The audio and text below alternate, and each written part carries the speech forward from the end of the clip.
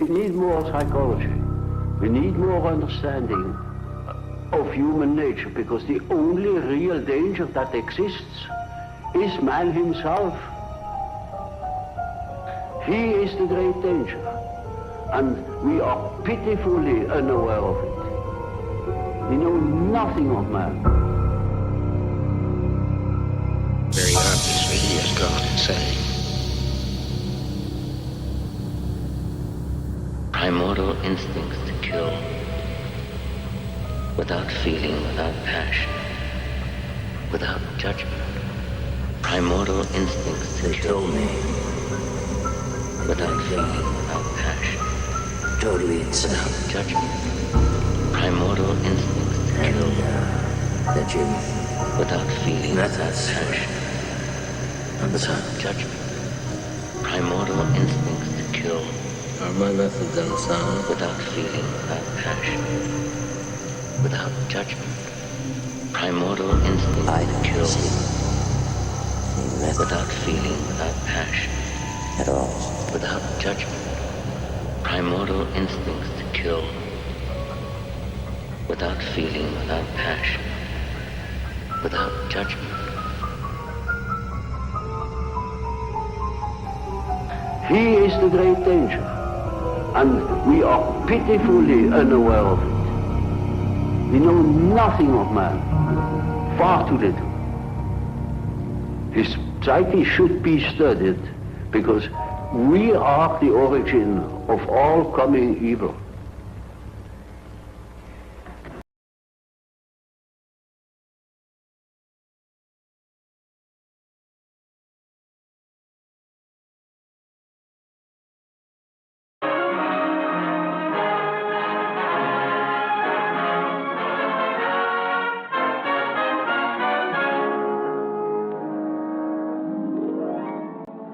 As a nation, we are justly proud of our resources.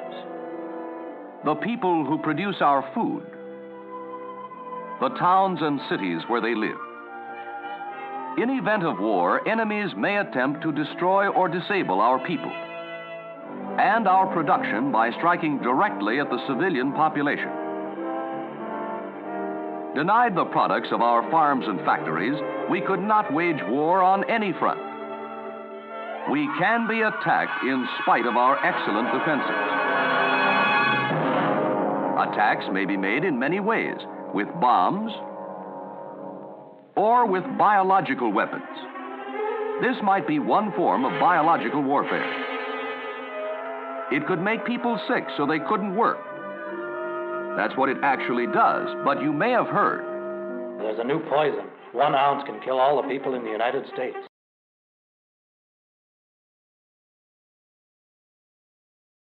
From the truth. Biological warfare? What do they expect me to do about it? It's not my headache. You're wrong. You had better find out the facts about biological warfare, or BW. It can be aimed at you in your home, or at work, at your food crops, your livestock. Biological weapons can be divided into 3 groups: germs, toxins, and plant growth regulators. Some germs cause cholera, others cause typhoid fever, plague, and such diseases. Toxins are special poisons produced by other germs. They do the harm in diseases like food poisoning and diphtheria. Special plant growth regulators can destroy food crops, just as weed killer can destroy weeds. The public health nurse and the many other members of our public health system have been fighting nature's biological attacks for years. We have proved that our health and medical systems check the spread of infectious diseases. Our livestock and crops are guarded by a nationwide network of federal, state, and local agencies and experts. Government regulations assure the purity of many food products. But BW attacks can be made in spite of our health safety systems. Aerosols containing disease germs could be used. These aerosols could be spread over large areas. Submarines could release aerosols near coastal cities. Specially designed germ-carrying bombs could be dropped. Enemy agents could contaminate the city water supply. How can we protect ourselves from BW attacks? Keep yourself and your family clean. Don't help germs by making things easy for them. Germs have trouble living in clean places. Enroll in a Red Cross home nursing course. Then if sickness does come to your home, you'll know what to do. Always report sickness promptly. And doctor, Mary's temperature is over 100. Good morning. Here's the news. Civil Defense Headquarters announced today that the sharp increase in the number of cases of illness during the last few days have led authorities to suspect that a biological warfare attack may have taken place. As yet, the cause of this outbreak has not been identified. Civil Defense Health Authorities recommend that you should take the following precautions. If such an announcement is made in your city, don't give way to fear. Just remember that scientists would already be working to control the outbreak. Probably some of the people in your neighborhood would become sick. Reports of the disease would start pouring into health and medical authorities.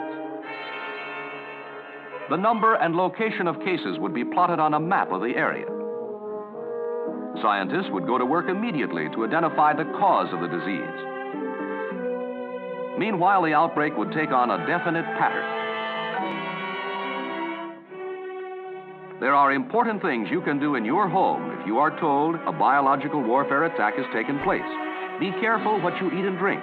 Canned and bottled goods are safe, but scrub them before opening.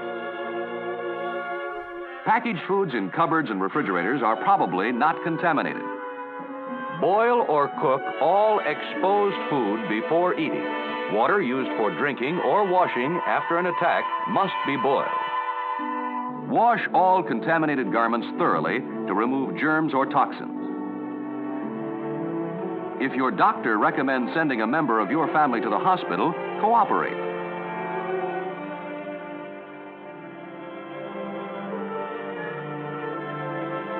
Local health and medical authorities would distribute instructions so that the outbreak of the disease could be controlled. Follow their instructions closely. If you are called upon for a blood sample, don't hesitate to give it. Blood samples would be extremely important in helping the scientists identify the germs or poisons.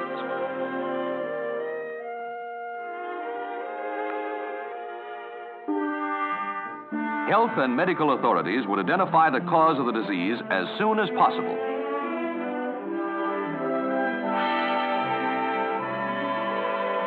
The recovery of those already sick would be speeded up with the use of modern drugs. Mass inoculations might be necessary to keep the disease from spreading. This would require the cooperation of everyone. Remember, BW attacks can be made against food crops, livestock, and people. Our health and medical systems are the foundations of our defense against biological warfare. Our food supply is guarded by a nationwide network of federal, state, and local agencies and experts. If we are attacked with biological warfare, health and medical authorities will tell you what to do so that the disease could be brought under control. Cooperate with the authorities. Above all, don't listen to scare talk, rumors, or myths. Get a copy of this official booklet at the first opportunity. Read it and remember it. Do your part, and we can successfully combat biological warfare.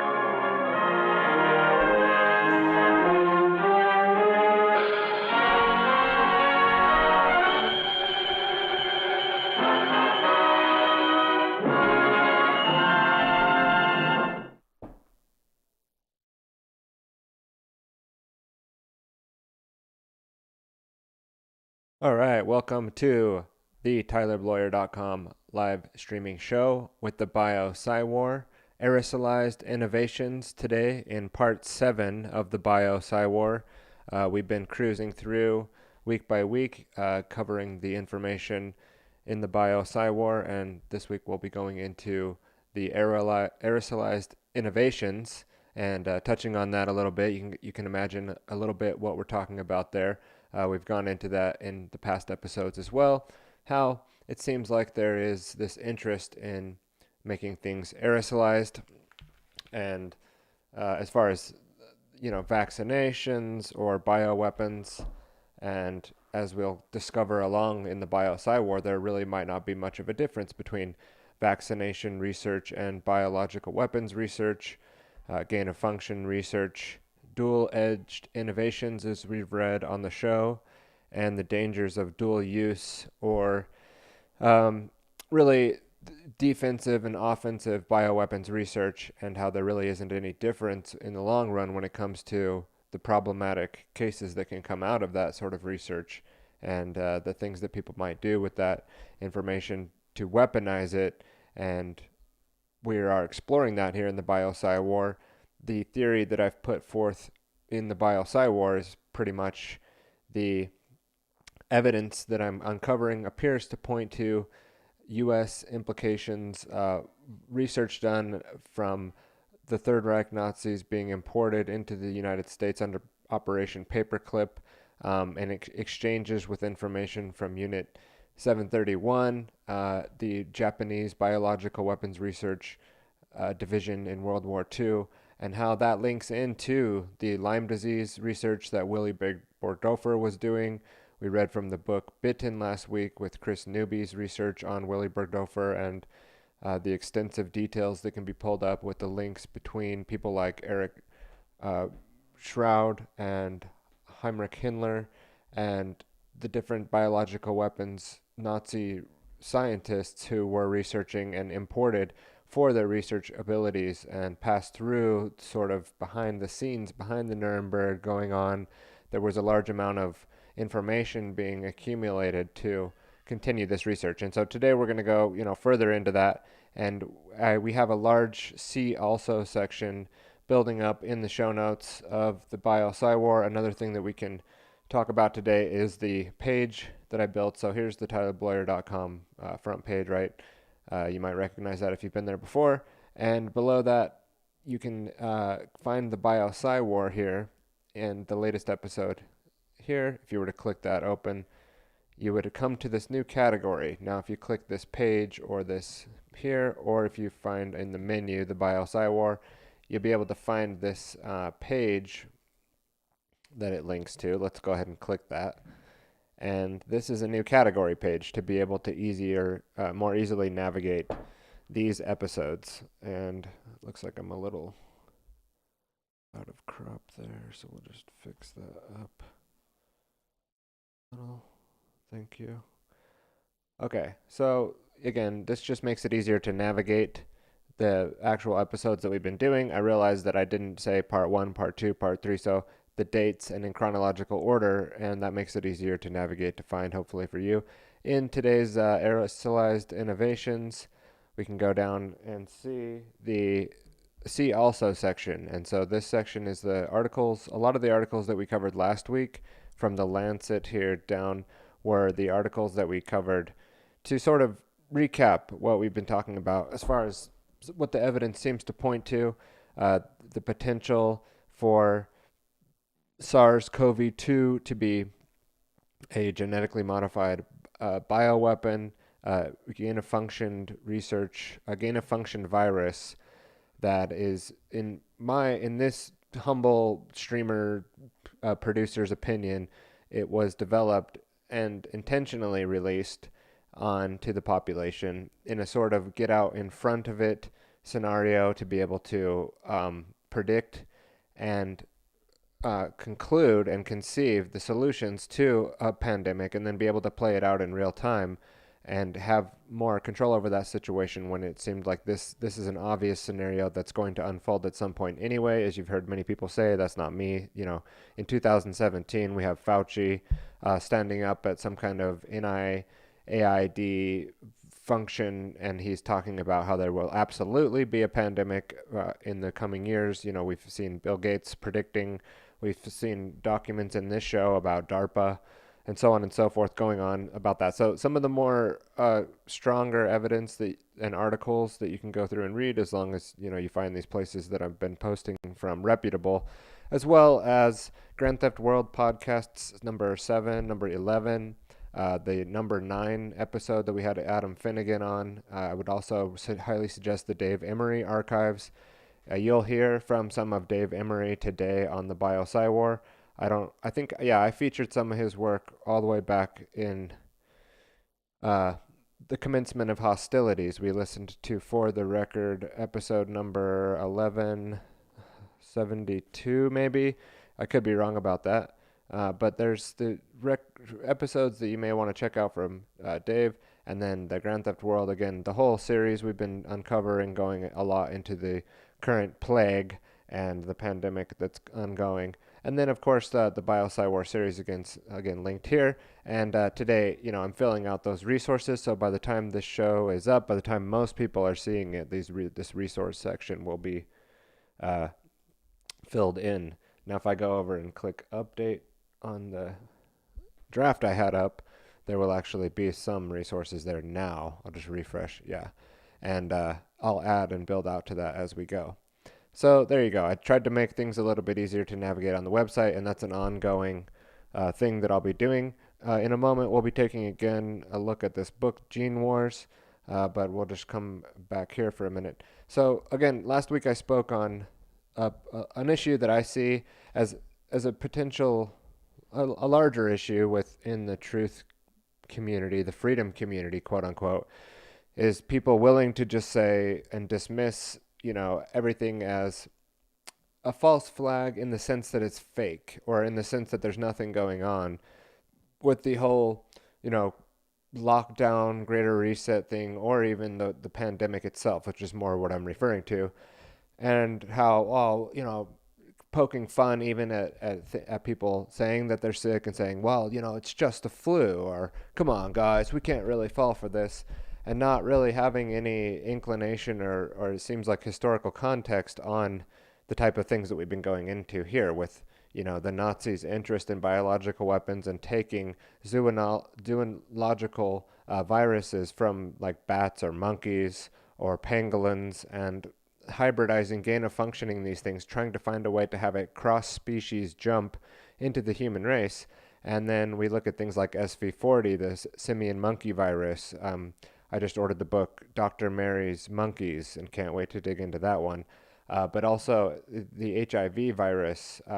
This C-19 thing is not the first time. We have MERS. We have SARS-1, which was a government-created bioweapon, right? A militarized bioweapon, and now we have SARS-2. So if SARS-1 was made in a laboratory, what do you think SARS-2 would be, Well, they added some MERS in there. They added some Ebola in there, mixed in a little pangolin.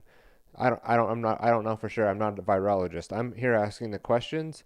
I've covered enough of the evidence, I think, up to this point that it's okay to wander a little bit with the theorizing. But again, I try not to put too much of my opinion into it and just try to cover the information. But I do see that issue of people. Obviously there's the issue of people just completely following orders and complying and going along and not asking any questions and never putting up any resistance to any of the information coming at them. They don't critically challenge it. They just accept, what authoritative figures, whatever their, scientific, whatever their particular expert flavor is. Because if you notice, there's different flavors of experts, let's say, or categories. When you say we're supposed to listen to the experts, we need to be able to outsource our thinking and just accept what the experts say, right? Because they are the experts. Well, then which experts do we listen to? Because there's competing theories, right? And so the idea is to be able to challenge, what you're being told, not to have your mind made up one way or the other about things. And I see a lot of that going on with this coronavirus thing, and people basically, like I've put it before, gambling and say, well, there's nothing going on. And last week I was joking about, you'll be wearing a full body suit in 5 years. Yeah, there's nothing going on. And I don't mean that so you should be wearing a mask. I kind of listened to that and I thought people could take that the wrong way and think that I'm making an argument for you'll be wearing a plastic suit, just you watch, buddy. That's not what I'm saying either. I have yet to wear a mask throughout this whole pandemic. I have not put a mask on one time. The one time that I had to sort of comply or lessen my standard of where I'd like to operate in the world. And I'm not saying that I would love to go spreading around viruses. I just don't feel like the mask helps you prevent the government bioweapons from, attacking the particular race-specific bioweapons that they're creating. And so I just feel like, putting a diaper on your face, I don't mean to be offensive, but there is a psychological thing going on here, and a very much like a comforting thing to have something covering your identity, another filter, a mask, and the feeling of having something up against your face. It's very much, maternal, or like going back to the womb, right? Like having a mother's skin. I know this sounds a little weird, but there is a lot of psychological things that go on with mouth touching, with smokers, have that habitual thing and that need that could be psychologically linked back to a lack of breastfeeding, right? Not having that connection. And then we know that there's an urging back to things lost. This is just human activity. I don't want to say it's nature. I don't know how much of nature that is, but it is something that we can recognize. Okay, so to get off of that, all right. Now, so I'm not saying people should wear masks and you'll be wearing a rubber suit. I'm kind of joking around, saying you're out there saying it's a hoax and there's nothing going on, and then watch, like it'll make very common sense. And it's especially with some of the stuff we've been looking at here. I mean, some of the plans and the things that they have been putting into our environment aren't exactly friendly to the human biology. And there's all kinds of cancers and things that are going to be created from things that are happening now, but have already been proven, like with what I said before, the SV40 virus that was found to be in millions and millions and millions of polio vaccines, actually still causing problems for people now, and gave people cancer, and it's a proven thing. Or similar to Roundup, and how for years, people had said, oh, Roundup, I'm not sure, glyphosate, and Monsanto, I'm not so sure about this. And they're, laughed at, and, oh, it's totally safe. You're crazy. You just have to trust the experts, right? Just trust the experts at Monsanto. That they know what they're talking about, right? And it turns out, no, it does cause cancer. Glyphosate and from Roundup in the Monsanto's Roundup causes cancer, and you can go look and see. And I'm not saying like we have to trust the courts because they've got it right, but there are cases coming out where people are suing Monsanto for getting cancer from Roundup and winning those cases and getting retribution, right?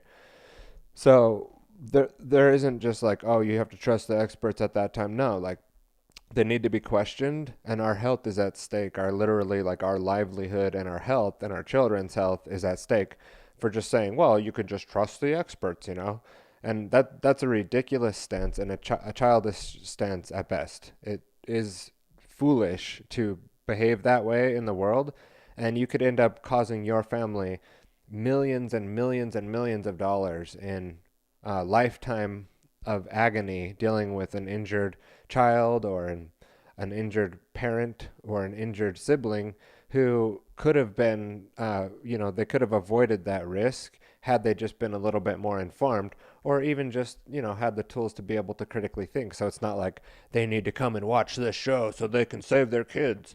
That's not, maybe this isn't the right show for that. Maybe it would be something like, the critical thinking course, which we'll talk about a little bit later. And there's an Easter egg at the very end for those watching. You can pick up a link that I'll have in the show notes too, but there'll be something I'll talk about at the end if I can make sure and fit it in here. So today is a busy, packed day for me, but I wanted to keep in this stride of getting the Bio-PsyWar series out. I am considering doing a show that is numbered, that will start like on a more of a, I'm trying to find the right container, the right name, right? It'll be in the same website, same tylerbloyer.com style, but I may start a series where I'm covering a general topic, and that could be the creature of control, but we may even just like take it up, niche up into what the information is that we put out in the future.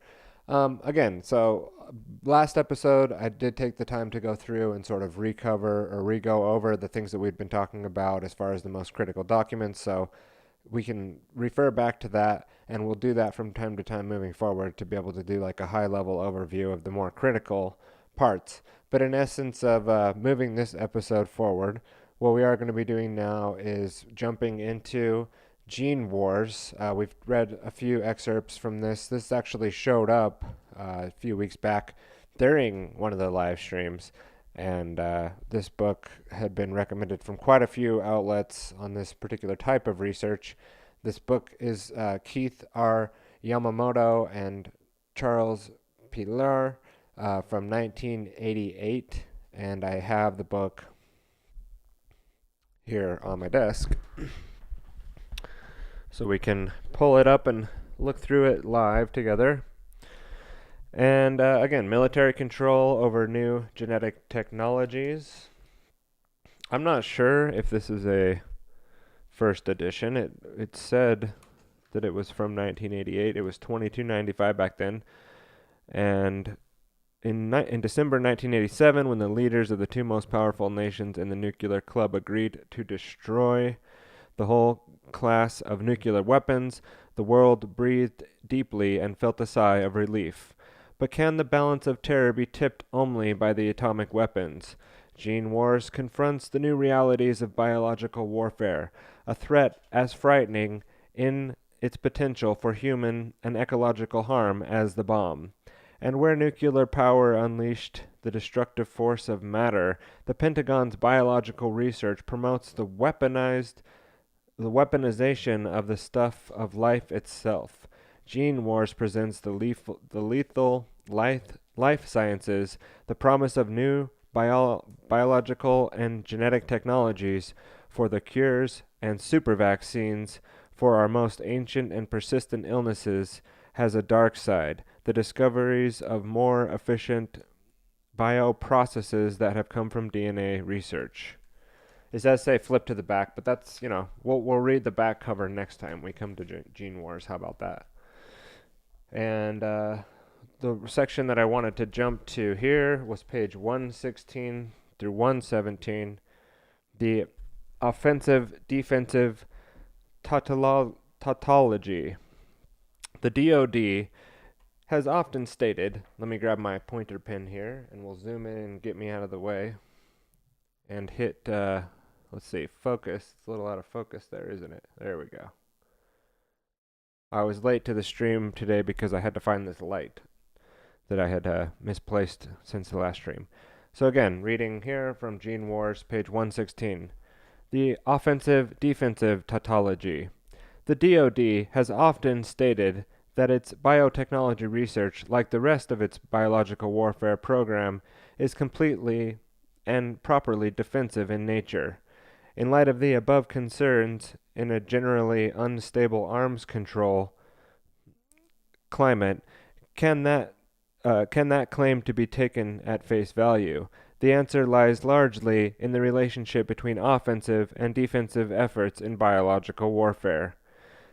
To a degree greater than other weapon systems, nearly all aspects of offensive and defensive research of development pertaining to biological weapons are identical. Even the military makes no attempt to dispute the fact. Quote, "It all comes down to intent. With technology plus intent, you can do great or good or great harm." Unquote. William Beisel, former director of biological weapons research at Fort Detrick, said in 1984. Quote, "We're their good guys. We're wearing the white hats." Unquote. He added, quote, "We're physicians using rDNA to create new things in medicine. It's the Russians who may be using rDNA for evil." Unquote. So reassuring a statement deserves a second look, coming as it does from one of the more Stranglovian characters the Army has produced. Basil presided over the resting of offense biological weapons agents on the volunteers of Operations Whitecoat before it was discontinued in the early 1970s. Quote, "What we were to learn this morning was that we would be injected with exotoxins, a bacteria toxin," unquote, read the letter of the Whitecoat participant. Quote, "This time both a nurse and Lieutenant Colonel Beisel of the Army Medical Corps were present at the injection. He injected the needle deep into my vein and told me that shortly I should have some dye deep into my vein and told me that shortly I should have some reaction." I read that line twice, sorry. "Within an hour, the top of my head felt like all the gremlins in Hadar were inside trying to emerge by hitting the underside of my skull with a sledgehammer." At Beisel, unquote. At Beisel's statements demonstrates defense efforts predicted. Sorry, let me read that again. At Beisel's statement demonstrates defensive efforts predicated on mistrust are sure to lead to mistrust. It would hardly be surprising, given the mistrust, that they could logically be expected to feel the Dr. Bezels of the United States, the Soviets were for the Dr. Bezel of the United States, the Soviets were boosting their biological weapons research program. The program with defensive research, however, go beyond doubts about good faith. The concepts of quote, defensive, unquote, research in itself is a fundamental misrepresentation. Table 6 summarizes the basic features of biological weapons research. And here we have Table 6, Features of Biological Weapons Research Program, Microorganisms. Basic and applied research on a wide range of candidate agents. Test facilities. Highly contained access to animal models. Delivery vehicle. Ability to test some combination of anthropods, bombs, missiles, aerosols, or water contamination. Countermeasures. Development of vaccine, antibodies, and other prophylactic or therapeutic measures, protective clothing, and other physical barriers. Well-trained personnel for detection and protection, decontamination procedures, and then finally here on the table of features of a biological weapons research program, detection, development of lab and field methods for detection, confirmation, as well as alarm systems. So continuing on here. Each feature, and this is from the section, the offensive and defensive tautology. Each feature is essential for both developing and protecting against biological weapons. Viral vaccine research and development, a major thrust of the DoD biotechnology program, demonstrates the point. Before the existing viral pathogen or newly created mutant could be manufactured as a weapon, a vaccine must be developed to protect troops that would use the weapon as well as researchers and technicians who would handle it in the lab. Mass produce it. In the case of, quote, defensive, unquote, vaccine program, a nation would naturally try to target viral agents suspected to have been developed as weapons by an enemy. I mean, clearly, that's what they always say, right? We have to develop this and study it because the enemy would have it otherwise, and, in that case, we have to study this.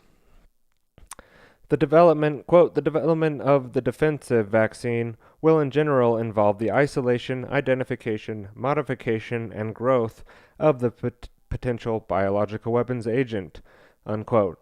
According to the article by King, his MIT colleague Harley Strauss, quote, studies of the vaccine efficacy would have to be carried out, requiring exposing test animals and perhaps humans to the agent. These steps, the generation of a potential biological weapons agent, development of a vaccine against it, testing of the efficacy of the vaccine, are all components that would be associated with an offensive biological weapons program. It is not that the programs appear similar, it is that they share similar components, unquote.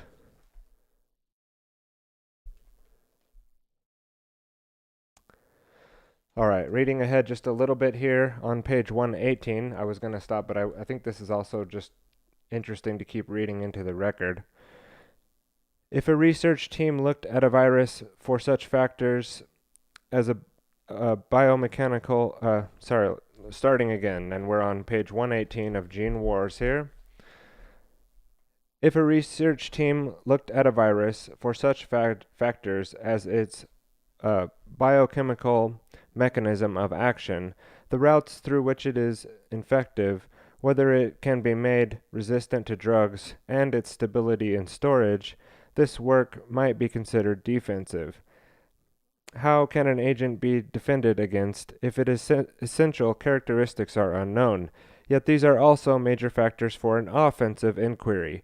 If a vaccine were successfully developed, a defensive program might then move to mass produce and stockpile it, as the United States has done in a number of cases. Clearly, any nation planning a biological weapons attack would do likewise. But this is where the logic of defense doubles back on itself. The value of a vaccine is negligible. Even before our DNA technology increased the number of potential threats against exponentially, it was impossible for medical, logistical, and financial reasons to vaccinate all soldiers and civilians against all potential biological weapons. And once used, vaccines invariably have an incubation period before they confer immunity. Many vaccines cannot be easily stockpiled in large quantities or administered in short notice. For vaccines to be used effectively, the defenders would have to know with absolute certainty which agents would be used weeks or months in advance before the attack, obviously an impossible prediction. At the time, biological weapons vaccine research is inherently suspicious. Vaccine manufacturing may easily camouflage biological weapons production. Although, quote, the typical vaccine plant is inadequate for the production of a fully military capability, it would be adequate for the production of the quantities required for a sabotage attack or the kind of low-grade capability that might be sought by a country in the face of military defeat or frustration, unquote. An SIPRI study noted in 1972, quote, some common forms of vaccine production are very close technically to the production of CBW agents and so offer easy opportunities for conversion, unquote. These observations are even more meaningful today in light of the advances of biological weapons technology. It is worth noting that the Japanese biological weapons program during World War II was operated under the guise of, quote, water purification and, quote, vaccine production, unquote. Although the Americans' occupation force helped keep the program secret, for more than 30 years, these labels lent credibility to Japanese denials of their heinous attacks on the Chinese experiments of human guinea pigs. Quote, a defensive CBW program not supported by an offensive program can be worthless, unquote. What General William Greasy, head of the U.S. Army Chemical Corps, told the Congress Committee in 1958, quote, you cannot know how to defend against something unless you can visualize various methods with which it can be used against you. So you can be living in a fool's paradise if you do not have a vigorous munitions and dissemination type program, unquote. Creasy's basic position was that the study of prototype agents and munitions is essential to legitimate CBW defense and been adopted by his successors. The words prototype and biological weapon tend to blanch the average citizen and thus have been avoided by the DoD spokespersons in recent years. Yet the multitude of government reports, interviews, and congressional hearings, Creasy's position has consistently been quietly affirmed. And we've quietly affirmed that here in the Bio-PsyWar.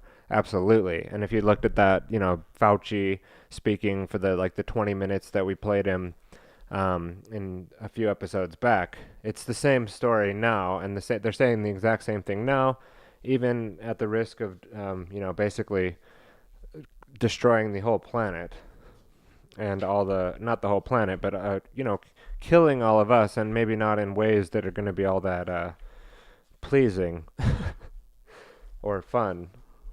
None of this sounds fun, and I know I don't do the best job at lightening the mood, but let's just read ahead here. Keeping along those lines and what we'll be talking about later today with these justifications that we're reading about, we're also going to continue on with the gene wars here, just now on page 217. Okay. And actually, let me just pull ahead a little bit on page 216 to make sure there's enough context. The review of the NRC panelists suggests a serious... Okay, actually skipping down. In addition to a contract program, a large portion of Defense Department biological research is conducted in military labs. Charles Daze, AMRIID spokesperson, described the process the Army uses to evaluate in-house studies.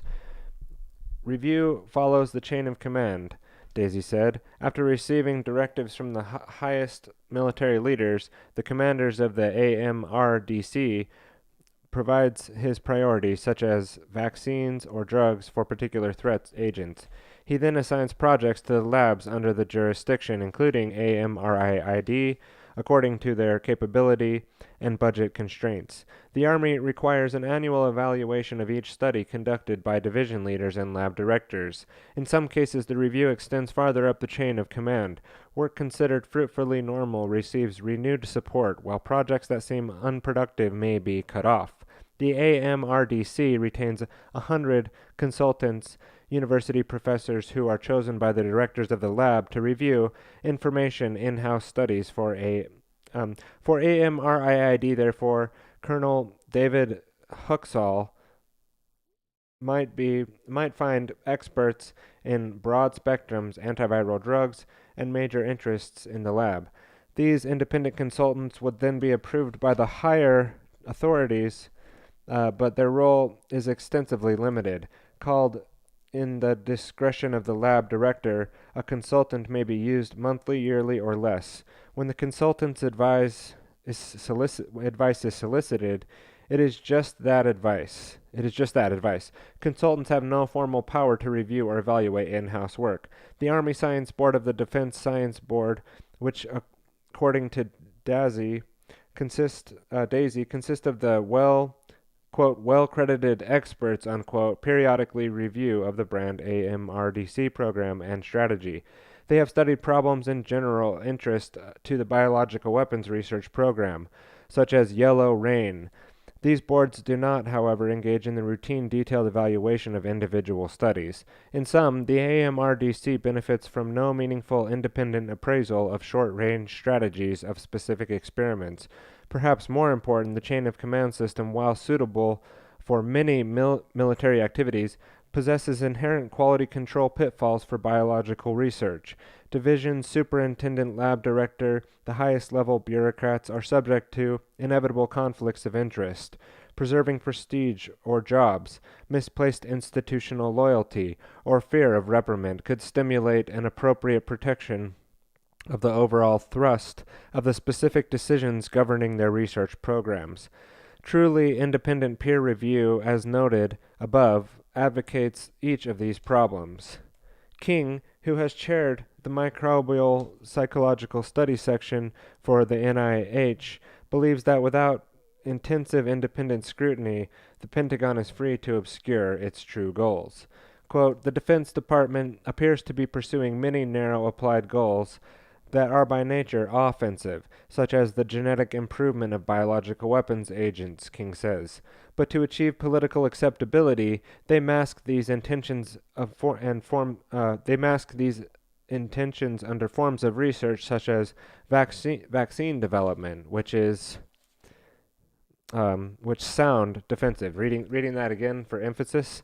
This is King, and King, who has chaired the Microbial Psychological study section for the NIH believes that without intensive independent scrutiny, the Pentagon is free to obscure its true goals. And I have highlighted here, and he quotes, "The Defense Department appears to be pursuing many narrow applied goals that are by nature offensive, such as genetic improvement of biological weapon agents," King says.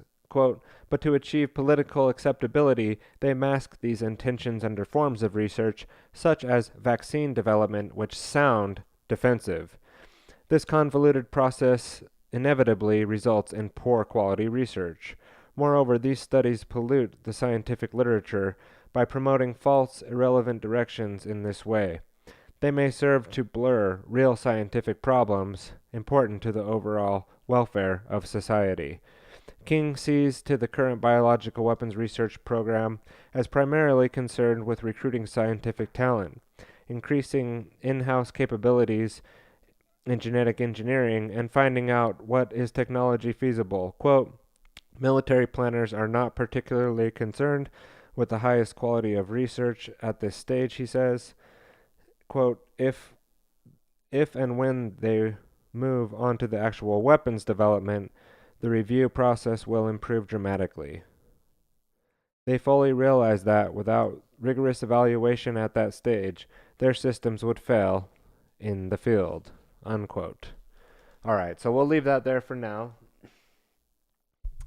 and give a little bit of commentary on what we just read. So the gene wars, again, going back to really there being no difference in offensive versus defensive biological weapons research. And in fact, the people who know and need the grants and need to be able to continue the research in these fields or want to continue, they may be obsessed, as we find in the case with like Heinrich Himmler and Erich Traub, seemingly being obsessed with the Black Plague and the bubonic plague, plagues, which attempt or seemingly target a particular genotype or a particular race-specific types of plague that can be then studied in the lab.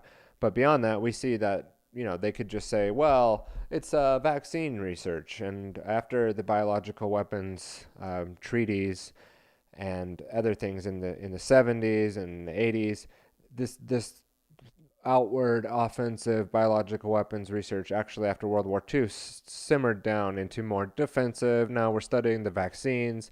But really, I mean, do you think the military is only going to study the one side of the equation and not study the other side of the equation? Again, what we're uncovering here in the series is to show that no, they definitely have been studying this in an offensive type fashion. It's not just for vaccines, but we do notice that there is this circular or infinite loop type thing going on where there's a swinging door thing. There's people on one side of the equation making products and therapeutics and gene therapy products, and on the other side of this they're creating biological weapons and studying how they would be affected by aerosolizing them. And if you're in the middle of that vortex, right, you stand to be able to, not only be extremely, like they were saying there in the gene wars, stand in conflict of interest, but also profit and become, not become, but like you'll be easily corrupted, and all the signs will be telling you though that this is the right thing to do because of the research is so important to continue on in the name of national security. And, if we don't do it, the Russians will, and so why not? And so you see this sort of logic and this pragmatic way of approaching these issues tends to lead to more destruction. And we see now with the release of the SARS-CoV-2, again, whether you want to call it an accidental release or something that was done intentionally, just give me one sec here.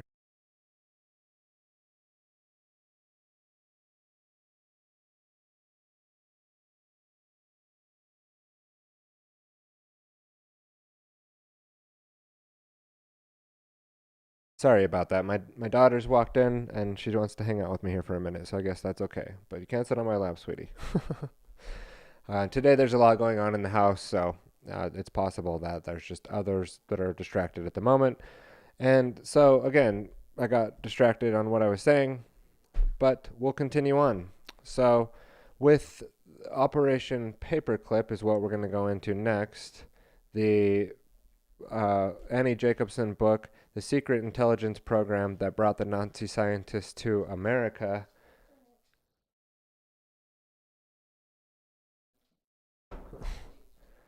Sorry, I was just taking care of that still with my daughter. So, anyways, let's see if I can catch what I was saying a minute ago. Now, with that sort of reasoning, you could say, well, that makes perfect sense then, Tyler. Like, what's the problem? And maybe maybe I shouldn't be scrutinizing or looking at this as something like I'm judging it. What I've tried to do here for the most part is just review the information that's available. There's been some commentary. There's been some theorizing from myself. There's been claims made, but it's something that I like to do.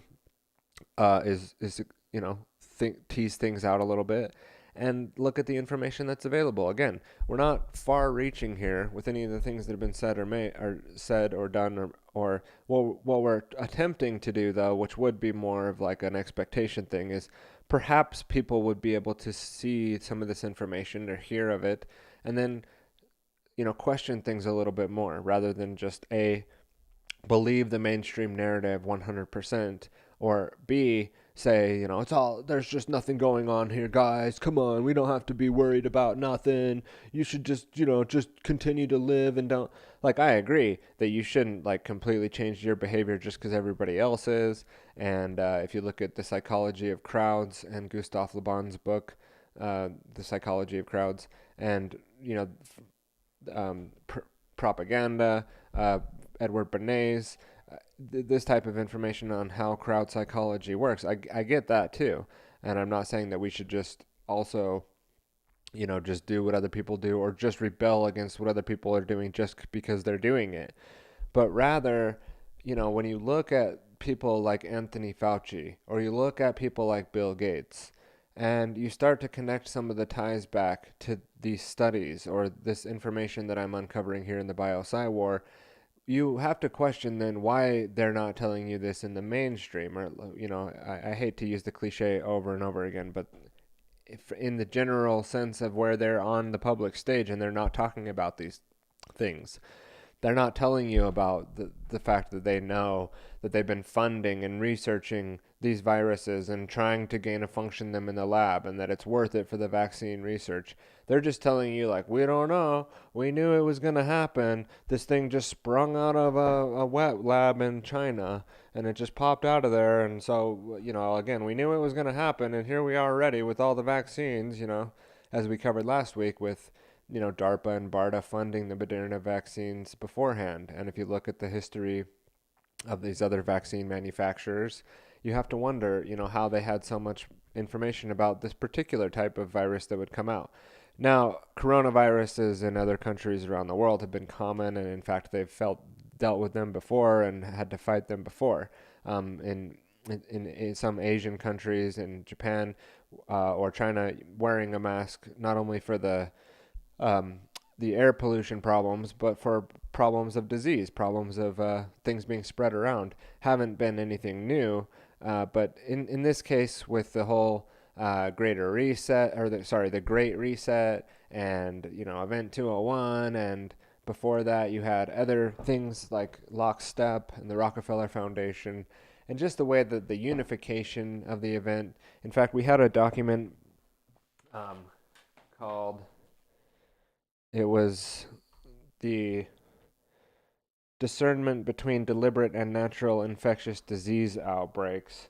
And they had some things in there about how to discern, between, and this is from the ncbi.nih.gov,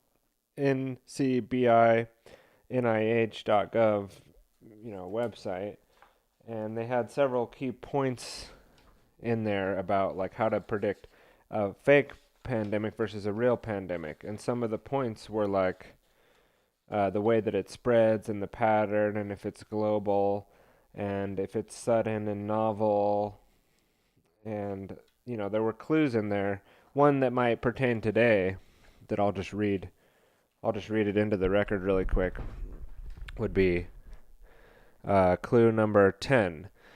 And this is, again, from the section in this book called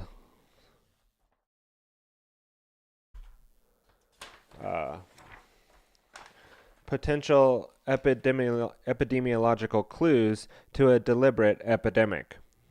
Right? And these are all interesting. And we read this in like episode 2 or 3 of the Bio-PsyWar. And like here, multiple epidemics. Multiple perpetrators in collaboration could release a single biological agent in various locations with the same or multiple organisms. One should consider an unnatural source. So if it's breaking out all over the place, right? And then clue number 10, downward plume patterns. It is useful to plot locations where cases occur on a geographic grid or map. If affected cases are clustered in a downwind pattern, an aerosol release should be considered. This was recognized in 1979 anthrax outbreak in Slurdosvik, and an instrument in determining that the cases were caused by an aerosol rather than a contaminated food source.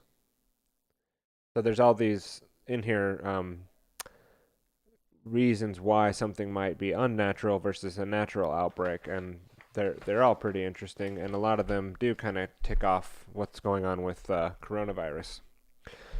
All right, so while we're over here, let's just pull open the next thing that we're going to read from today that I've talked about a little bit already, and that is Annie Jacobson's book, Operation Paperclip. We have read about the 8-ball in this book. From last week or 2 weeks ago, we learned about the 8-ball, and that was a Fort Detrick aerosolized biological weapons research facility where they would put people in it, put test subjects in it, put animals in it, and be able to spray aerosols and different bacterias and inject things into the air and measure, the effects. And it would obviously probably be quite problematic in some cases for the people that were being experimented on. But nevertheless, that was done, and we learned about that. And we're just going to be reading today from page 75 at first, 75 through 77. So a bit of a read here. And let's start here. In Munich on May 17th, 1945, U.S. soldiers at the checkpoint were conducting a routine identification request when a well-dressed man, 134 pounds, 5'9", with the dark black hair and hazel eyes, and a pronounced dueling scar on his left side of his face between his nose and his upper lip, presented a German passport bearing the name Professor Dr. Friedrich Ludwig Kurt Blom.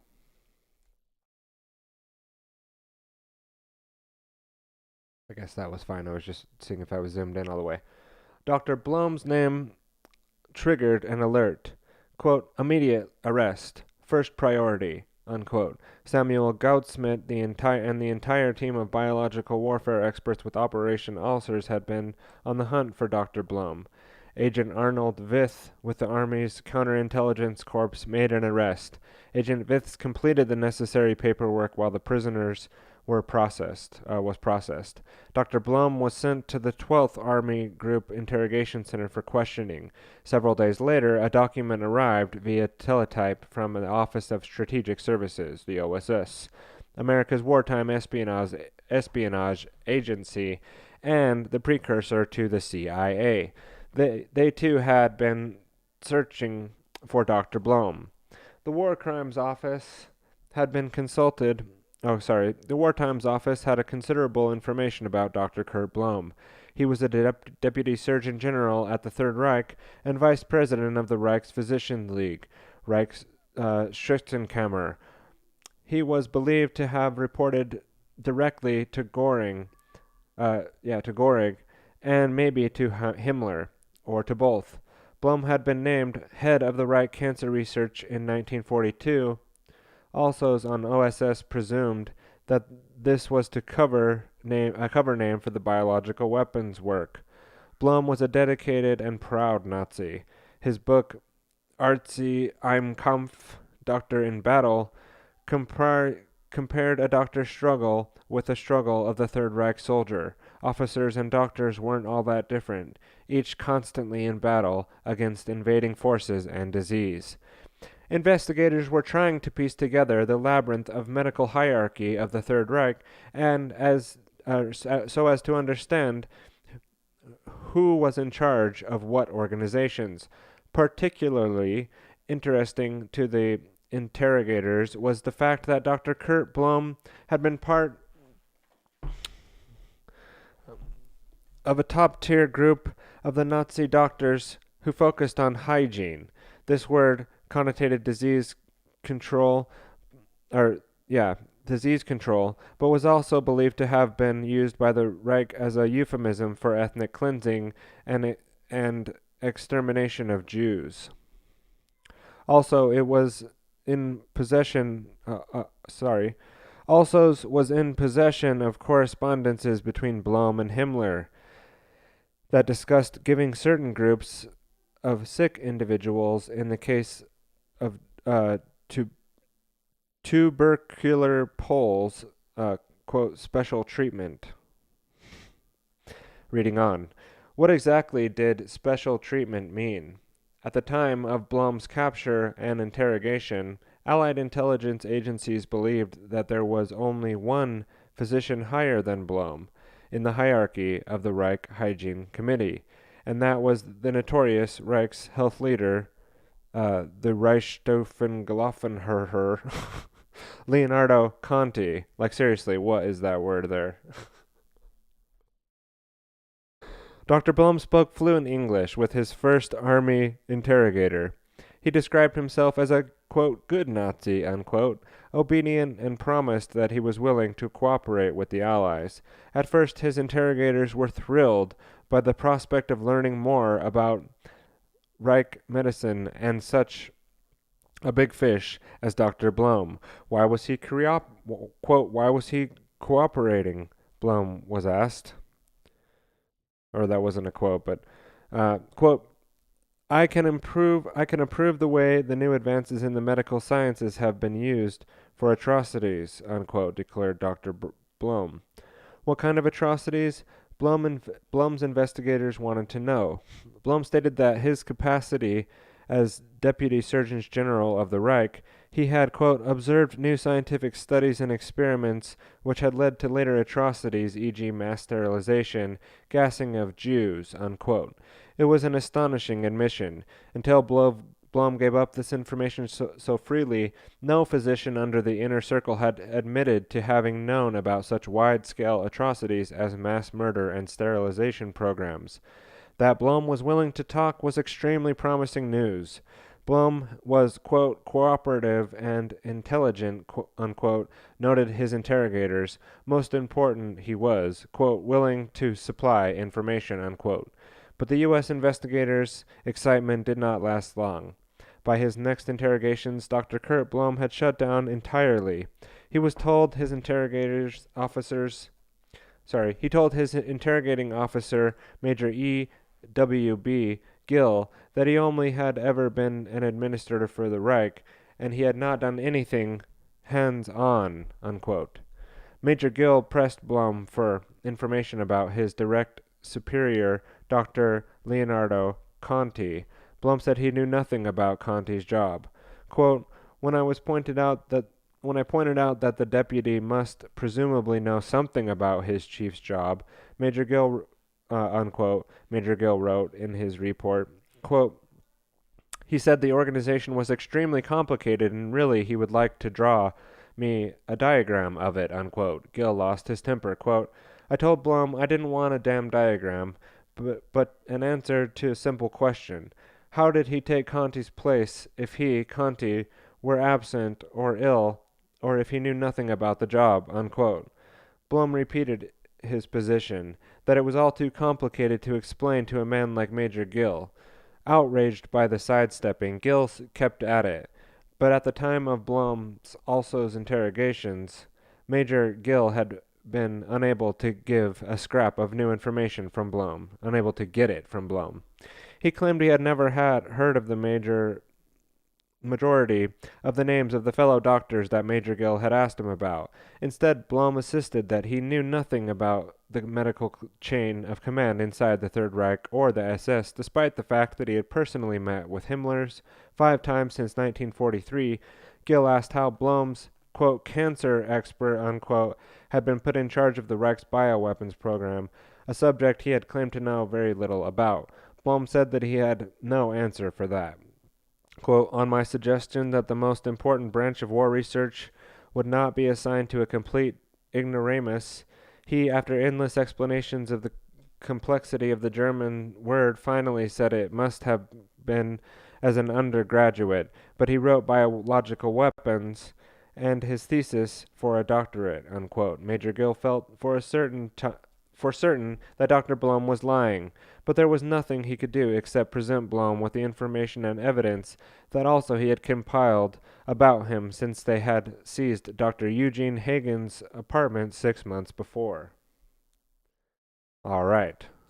Now, that's interesting on Blom and his interrogation there and his ability to, kind of skirt around the questions, and also the fact that he had initially started off kind of spilling the beans, as they said there, and then sort of, backed off and went back into more of a, I'm not sure, I don't exactly know, and, they found throughout their research there that there was quite a bit of code words and operations of things being said. Oh, it's hygiene studies and things like that. When they were really, learning how to kill people with more advanced weapons and biological weapons and chemical weapons, they called that hygiene. Reading here on page 159 through 160 in Operation Paperclip. In 1945, the Chemical Warfare Service was also in charge of the U.S. biological weapons program, the existence of which remained secret from the American public. The program was robust. If the atomic bomb failed to end the war in Japan, there was a plan in motion to wage biological warfare against Japanese crops. After the fall of the Reich, the staff of the Chemical Warfare Services began interrogating Hitler's biological weapons makers, many of whom were interned at Dustbin. The Chemical Warfare Service saw enormous potential in making the Nazis' biological weapons program its own, and sought any scientific intelligence it could to get it. The man most wanted in this effort was Hitler's top biological weapons expert, Dr. Kurt Blom. On June 29, 1945, Blom was sent to Dustbin. The officers assigned to interrogate him were Bill Cromartie and J.M. Barnes of the Operation Alsos. Each man was uniquely familiar with Blom's background. Cromartie had been in Dr. Eugene Hagen's apartment in Strasbourg in November 1944, where he and also scientists Director Samuel Goldsmith made an awful discovery that the Reich had been experimenting on people during the war. Blom was then named in the Hagen files, and it was Cromartie and Barnes who led the investigation of the Geraburg facility, the abandoned, curious-looking research outpost hidden in the Thuringian forest. Just checking some of the tech here. You are watching the Bio-PsyWar, and we are currently reading from the Operation Paperclip from Annie Jacobsen, the secret intelligence program that brought Nazi scientists to America. And we're reading here a little bit about Blom and the discoveries of the different materials that they had found linking the research that they were doing to the biological weapons research and various things like that. If anybody in the chat wants to give me a yes, sounds good, looks good feedback, that would help me just know that things are rolling nice and smooth. Appreciate all those who do watch the show live. It's more meant to archive the information for the long term and not necessarily to collect a live audience. But if you do have a pressing question on what we're talking about or want to make a comment, you can also hop into the Discord server. All right, so enough with the commercial midway through, and we'll just continue on here reading from page 159.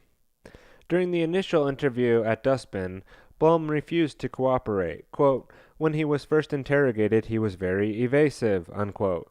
Cromartie and Barnes wrote, but a few days later, when interrogated in more detail, Blum's, quote, attitude changed completely when he seemed anxious to give the full account not only of what he actually did, but what he actually had in mind for the future work, unquote. Cromartie and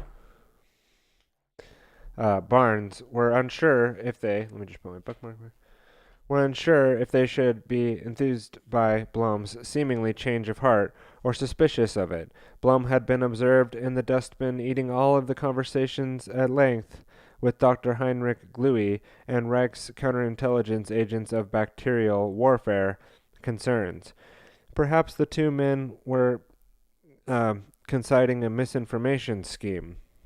During the war, Dr. Cluey's job had been to monitor biological weapons progress being made in by Germany's enemies, most notably Russia. Quote, Cluey's claims that he himself did all of the evaluating of the reports received and determined what course of action his department should thenceforth follow, unquote. Investigators wrote in Cluey's Dublin, I've never seen that, like thenceforth. Maybe I don't do enough reading. Well, this is also helping me with my live reading skills, doing the Bio-PsyWar, and getting this nice book cam here. And a lot of the time when I'm stumbling and fumbling, it's because I look up and think of something, oh, what about this? And I think of something, and then I fumble, and I know to everybody right now, they're like, it's super annoying. Why don't you just keep reading? So continue reading, we will. Starting back at the top of that paragraph. During the war, Dr. Cluey's job had been to monitor bioweapons progress being made by Germany's enemies, most notably Russia. Quote, Cluey's claims that he himself did all the evaluating of the reports received and determined what course of action his department should thenceforth follow, unquote. Investigators wrote in Cluey's dustbin dossier, Cluey told Blum that he would likely be taken to Heidelberg for the lengthy interrogations with Alsos agents, and Cluey had been. If Cromartie and Barnes were surprised by Blum's sudden willingness to talk, they were also aware that most of what he told them could be independently verified. Quote, it is quite impossible to check many of his statements, and what follows is an account of what he related, unquote, read a note in Blum's dustbin dossier. What Blum recounted was a dark tale of plans for biological warfare, spearheaded by Heinrich Himmler. Himmler had a layman's fascination with biological warfare. A former chicken farmer, the Reichenführer SS had studied agriculture in school. According to Blum, it was Himmler who was the primary motivator behind the Reich's bioweapons program. Hitler, Blum said, did not approve of biological warfare, and he kept it in the dark as to specific plans. Himmler's area of greatest fascination, said Blum, was the bubonic plague. On April 30th, 1943, Göring had created the cancer research post that was to be held by Blum. Over the next 13 months, Blum explained to me that with Himmler's he met with Himmler 5 times. At their first meeting, which occurred in the summer of 1943, Blum recalled it as being July or August. Himmler ordered Blum to study the various dissemination methods of plague bacteria for offensive warfare. According to Blum, he shared with Himmler his fears regarding the dangerous boomerang effects a plague bomb would most likely have on Germany. Himmler told Blum that in that case he should get to work immediately to produce a vaccine to prevent such a thing. To expedite vaccine research, Blum said, Himmler ordered him, quote, to use human beings, unquote. So you could see, though, the same reasoning, right, that he was at least pretending to get Blum motivated there in this account, which is third hand and now written in a book later. But, in general, the sense of that justification coming through as the way to justify being able to continue on with this sort of research, right? And then get others to go along with that just reasoning and justification. And I'm not making a moral judgment of it or not. I'm just recognizing the fact that it's there. Himmler offered Blum a medical block at a concentration camp like Dachau, or whatever it says, where he could complete the work. Blum said that told Himmler he was aware of, quote, strong objections to certain circles, unquote, to using humans in experimental vaccine trials. Himmler told Blum that experimenting on humans was necessary in the war effort.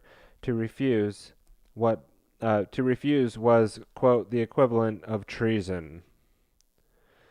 Very well, said Blum. He considered himself a loyal Nazi, and it was his intention to help Germany win the war. Quote, history gives us examples of human disease affecting the outcomes of wars, unquote, Blum told his interrogators, taking a moment to lecture them on history. Quote, we know that from antiquity up until the time of the Napoleonic Wars, victories and defeats were often determined by the epidemics and starvation, unquote, Blum said. Spreading an infectious disease could bring about the demise of the marauding army. And Blum said that the failure of Napoleon's Russian campaign was, quote, due in great part to the infections of his horses with glanders, unquote, a highly contagious bacterial disease.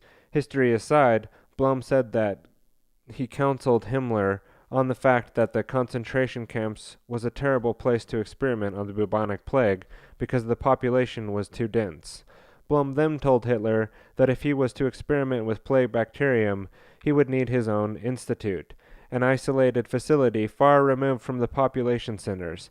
Himmler and Blum agreed that Poland would be a good place, and they settled on the Neslestik, a small town outside of the former Poznari University, by then operated by the Reich. Blum's research institute was to be called the Bacteriological Institute at Neslestek.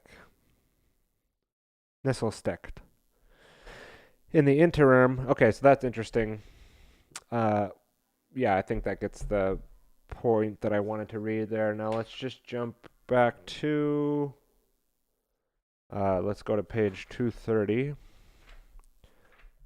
Read a section out of that in the book Operation Paperclip from Annie Jacobson.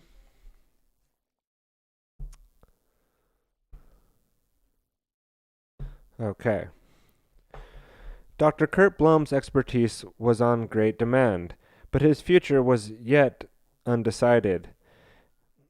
In his Posen laboratory, Blum had made a considerable progress with live plague pathogens, including bubonic and pneumonic plague. How far could that research progress remained vague, likely because it was put on an unwanted spotlight on human experiments many believed had taken place there. Blums repeatedly told investigators that he intended to conduct human trials but never actually did. Blum's American counterparts in wartime plagues weapons research was a left-leaning bacteriologist named Dr. Theodore Rosebery. During the war, the biological weapons work Rosebery conducted was so highly classified that it was considered as secret as atomic research. He had worked at a research facility outside Washington, D.C., called Camp Dietrich. It was like Posen, only bigger. Dietrich had 2,273 personnel working on top-secret biological warfare programs. Like Blum, Rosenberry worked on bubonic plague. Rosenberry's colleagues worked on 199 other germ bomb projects, including anthrax, spore reproduction, plant and animal disease, and insect research, in an effort to determine which bugs were the most effective carriers of certain diseases. Almost no one in America had any idea that the U.S. Army had been developing biological weapons until January 3rd, 1946, when the War Department released a slim, sanitized government monograph called the Merck Report. That is when the American public learned for the first time that the government's top-secret program had been, quote, cloaked in the deepest wartime secrecy matched only to the Manhattan Project for developing the atomic bomb, unquote. The rationale behind developing these kinds of weapons, the public was told, was the same as it had been with the American wartime chemical weapons program. If the Nazis had used biological weapons agents to kill Allied soldiers, the U.S. military would have been prepared to retaliate in kind. Yes, the war was over, Americans were now told, but unfortunately, there was a new and emerging threat out there. The Merck Report warned, an invisible and insidious evil capable of killing millions on a vast unknowable scale. Americans' biological or bioweapons program needed to continue. The Merck Report made it clear. Americans may have won the war with the mighty atomic bomb, but biological weapons were the poor man's nuclear weapon. Biological weapons could be made just about in any country, quote, without vast expenditures of money or the construction of huge production facilities, unquote. A bioweapon could be hidden under, quote, under the guise of legitimate medical or bacteriological research, unquote, the report said. The Merck Report was written by George W. Merck, a 40-year-old chemist and the owner of Merck & Co., a pharmaceutical manufacturer in New Jersey. Merck had served Presidents Roosevelt and Truman as civilian head of the U.S. biological warfare effort during the war. Merck & Co. made and sold vaccines, notably the first commercial U.S. smallpox vaccine in 1898. And in 1942, the manufactured penicillin G among the first general antibiotics. During World War II, U.S. soldiers received smallpox vaccinations.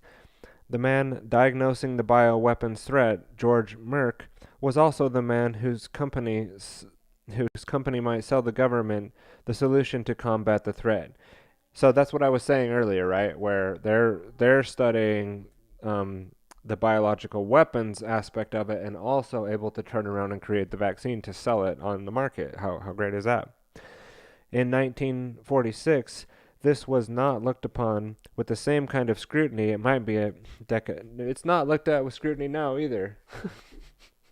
Ain't nobody scrutiny looking at nothing now. Sorry to get off on a tangent, but I mean, it's no different now. There's nobody looking at this stuff with scrutiny now. And they're just rolling it out, warp speed style, baby. So let's just read that again. The man diagnosing the bioweapons threat, George Merck, was also the man whose company might sell the government the solution to combat the threat. In 1946, this was not looked upon with the same kind of scrutiny as it might have been decades later, because American military-industrial complex had yet to be broadly revealed. The Merck Report did not specify what kind of germ warfare had been researched and developed by the United States, only that it took place at a top-secret facility, quote, in Maryland, unquote.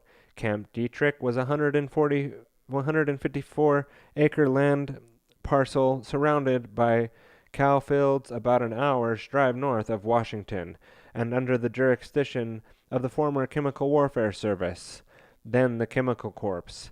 After the release of the Merck Report, and coupled with the ominous, quote, total war prospects, unquote, as outlined in the Clifford Report and the JCS 1696, Congress would grant vast sums of money to the Chemical Corps for biological weapons research, and Detrick would expand exponentially.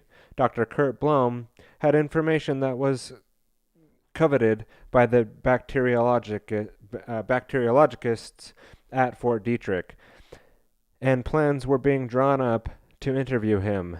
And then in the summer of 1946, a totally unexpected occurrence inside the Palace of Justice in Nuremberg that would render hiring Dr. Kurt Blome for Operation Paperclip an impossibility. At least for now, in the 10th month of the trial, the Soviets presented a surprise witness, putting an unforeseen, unwelcomed focus on Dr. Kurt Blome. The witness was a Major General Walter Schreiber, the shield to Blome's sword. So, indeed, Kurt Blome was brought in under Operation Paperclip and studied biological weapons at Fort Detrick in Maryland. And here I'll just read from page 275 of Operation Paperclip. As for Dr. Blome, he was seen as a highly desirable recruit for Operation Paperclip. Blome allegedly knew more about the bubonic plague research than anyone else in the world. But given the former position in Hitler's inner circle, coupled by the fact that Blome had worn the Golden Party badge, bringing him to America was as part of Operation Paperclip remained too difficult for the U.S. Army to justify. But as the Cold War gained momentum and intense suspicion of the Soviets increased, even someone like Kurt Blome would eventually be deemed eligible for Operation Paperclip. Very interesting. All right, so that brings us further along in the Bio-PsyWar and our understanding of offensive versus defensive versus biological weapons research versus vaccinations research and even cancer research being actual covers or just excuses and guises for biological weapons offensive research. And we look at what they're doing now all the way up to the modern day, which we'll get into a little bit later in this episode. But we're going to need to get more into some of the aerosolized techniques, as we've titled this episode, Aerosolized Innovations here in the Bio-PsyWar. But, learning about how Operation Paperclip imported Nazi scientists mainly to gather their scientific research. Now, there could have been other things, maybe particular rubbers that they had, like for making tires.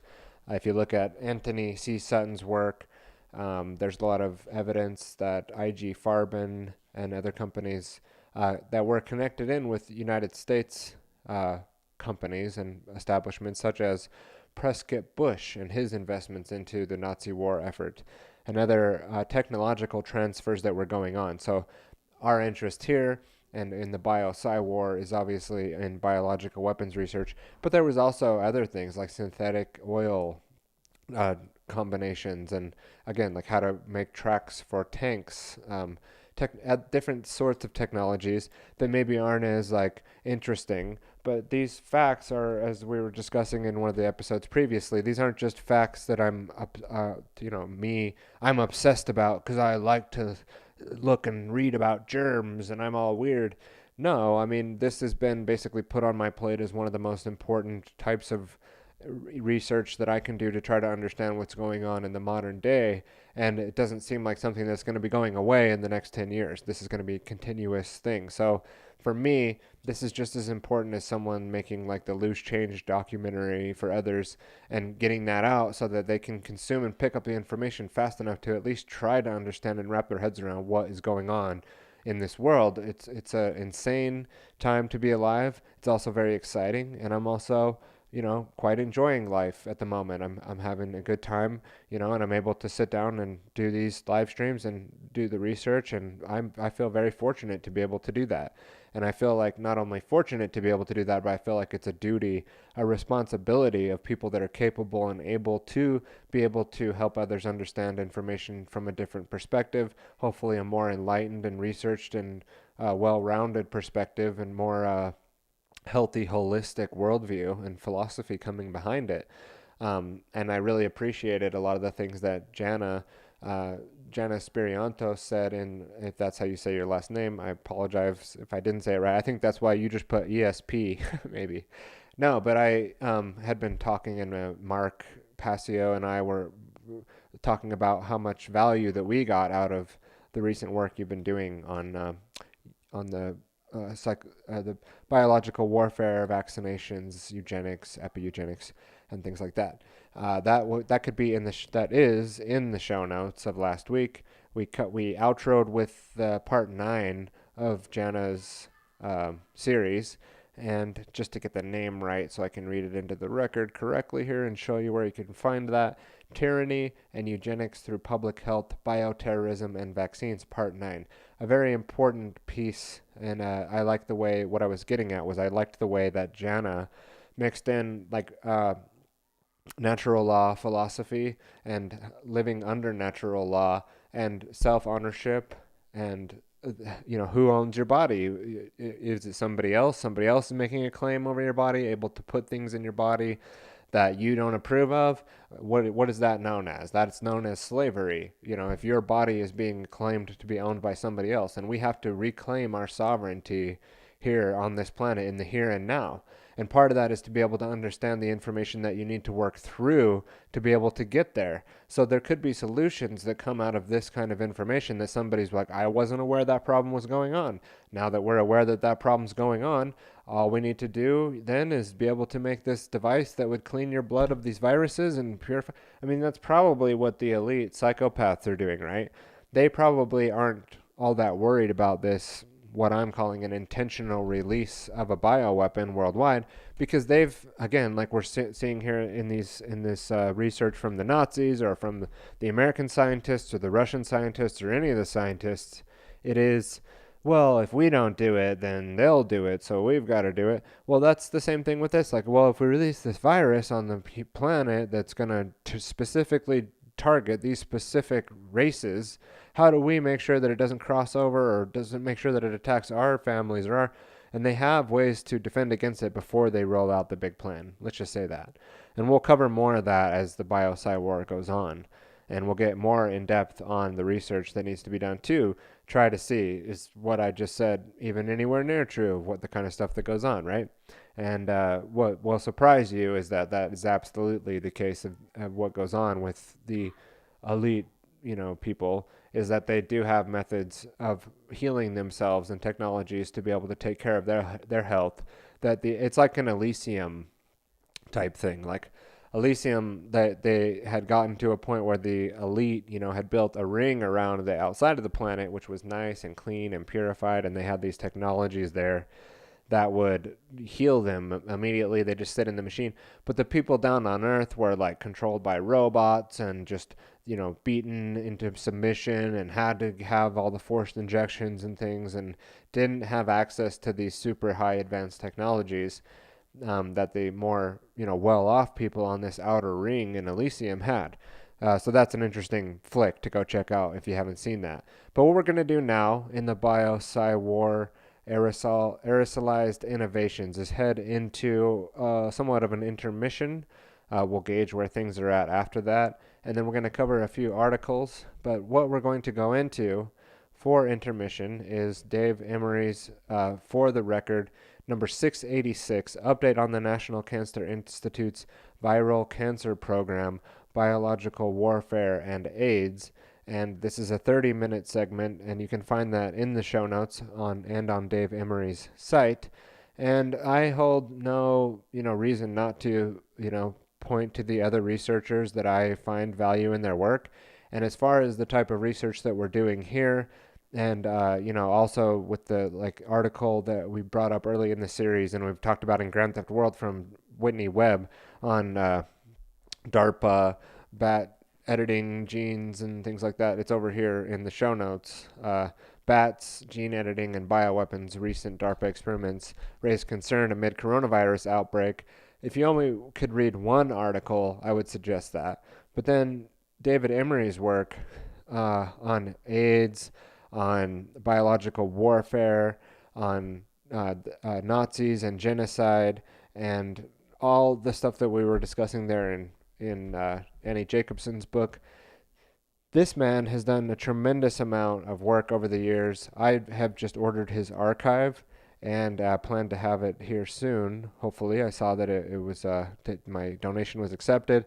And this archive page of his here that I have in my show notes as one of the See Also resources is an archive that you can see here that goes back, 40 years of his research, but at least 30 years of that documented here. You have 20 years just on this archive page, and I know he has works that go back further than that. And basically, I mean, just taking this information that we're trying to do in a video form here, but he goes into things that we're definitely pulling from in this show. And I pull from a lot of areas. I pull from many different sources and places where I can get the information, right? And I'm not coming at it like, I'm the expert, everybody listen to me. And I also would like to have more people come on the show to be able to like have a guest, you know, show their research and get different opinions than mine out, or a different voice than mine on here. But the point is, it's not about me, it's not about Dave, it's not about, you know, Richard, or it's not about Mark, or it's not about anybody that I necessarily bring up on the show. The information is what we're trying to get out. The tapestry, the long-term goal of what I want to do is to be able to do similar to what Dave has done there in that site. Have a body of work over many years that I can look back on and be proud of, that I was doing something to try to attempt to, you know, make more peace and prosperity and truth available in this world for other people, make a better environment for me and my family and the larger community. Beyond that, you know, there's fancy whatever, the show, the music in the beginning, the title cards got letters that might try to grab your attention. This is all, you know, marketing techniques, and I suggest that you learn some sales. Some real sales is actually helping people. And the best way to learn that process, in my opinion, would be through the University of Reason and the Autonomy course by Richard Grove, which you can also find down in the show notes. Your way into that would be the 19 skills document, which you can get and then learn your way through the path to success. And again, we'll also have a little Easter egg about that here at the end of the episode. But for those watching now, you're about to get a real treat. This is Dave Emery, For the Record 686. He's going to be talking about a program. I'll just read the intro. Actually, I'll just let Dave do it here. So we're just going to skip to that. My little sound swoosher thing today is not working out. So when I swoosh, it's not doing the swoosh. I could fix that really quick. Give me 1 sec.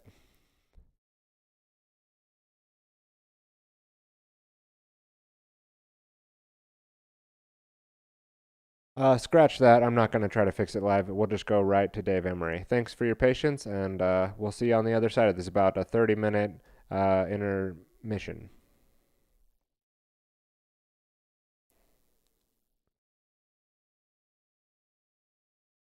Hello, my name is Dave Emery, and this is For the Record program number 686.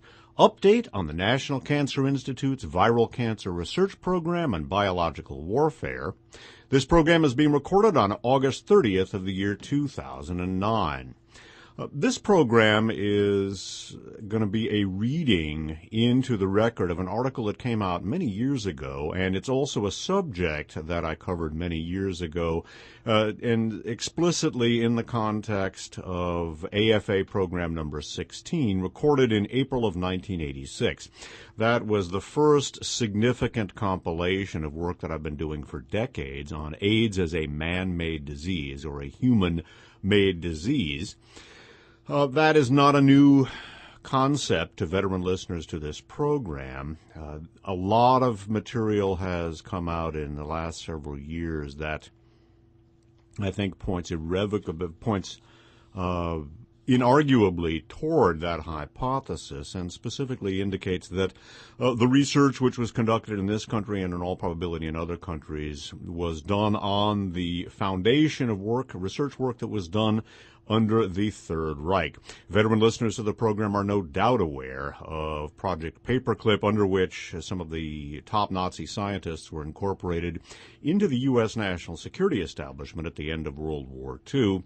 Well, many of those top scientists, in addition to being brilliant scientists, were war criminals of the first order. And it's worth noting that the Third Reich's biological warfare research program, as covered in a number of programs, including most recently For the Record 606, was disguised as a cancer research program.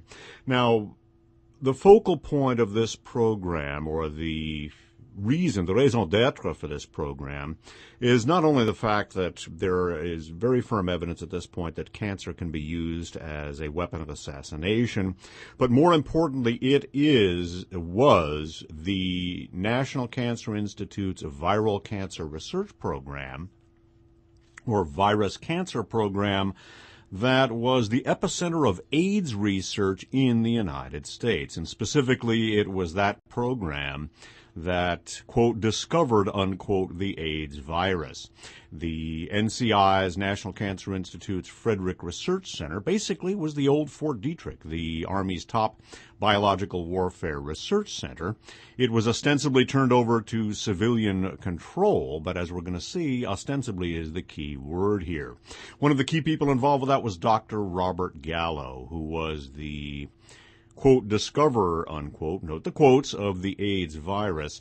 And this program is intended to sort of flesh out and to provide detail for this line of research, which I've been engaging in for decades. And specifically for the record program 606 and the recently recorded For the Record 682 are immediate antecedents to this, and both programs contain links to, and in many cases, long text excerpts of this particular article. This article can be found in the supplemental section of the Spitfirelist.com website, and in the descriptions for the Record 682 and, more importantly, 606. There are links to this article. So without further ado, here goes. This article is called The National Cancer Institute and Fort Detrick Link. It was authored by Richard Hatch. It was published by Covert Action Information Bulletin in their issue number 39, the winter of 1991 and 92. I have read a small amount of this into a supplement to AFA program number 16. The article begins with a quote from Colonel William D. Taggart, former commander of the Army's medical unit at Fort Detrick. He said, "Those who would increase the potency of biological weapons must search for improved methods of mass production of organisms, factors which will enhance the virulence, ways to prolong the storage life of living agents, ways to improve aerosol stability, and methods of producing variant organisms by recombination or by other means." And then Richard Hatch goes on to write, "In 1969, President Richard Nixon ordered a halt to offensive biological warfare research and weapons stockpiling by the United States. The U.S. Army destroyed its toxins, viruses, and bacteria with heat and disinfectants by May of 1972. The disposal of the scientific personnel was not so simple. Some of these bio-warriors went to the CIA. Others quickly found new support from the National Cancer Institute, particularly in its Virus Cancer Program, or VCP. Parenthetically, it was this program and Fort Detrick, renamed the Frederick Research Center, that was the epicenter of AIDS research, and it is because of that that I am reading this article into the record, and again, sort of shouting it from the rooftop, so to speak. Continuing. The National Cancer Institute funded and supervised some of the same scientists, universities, and contracting corporations, ostensibly for cancer research, which had conducted biological warfare research.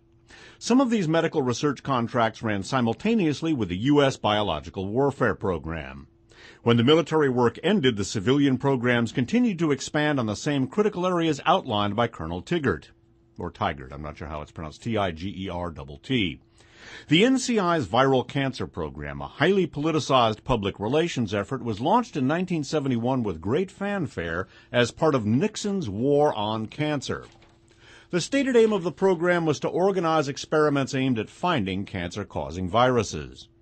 Apparently, this agenda was compatible with the incorporation into various units of the VCP of possibly dozens of former USBW researchers who continued to study topics with potential military application. Potential cancer-causing viruses were collected, grown in huge amounts, and distributed through the thousands of animals that were infected experimentally, and the aerosol distribution of carcinogenic viruses was also studied. Two former biological warfare facilities would play a large part in the viral cancer program.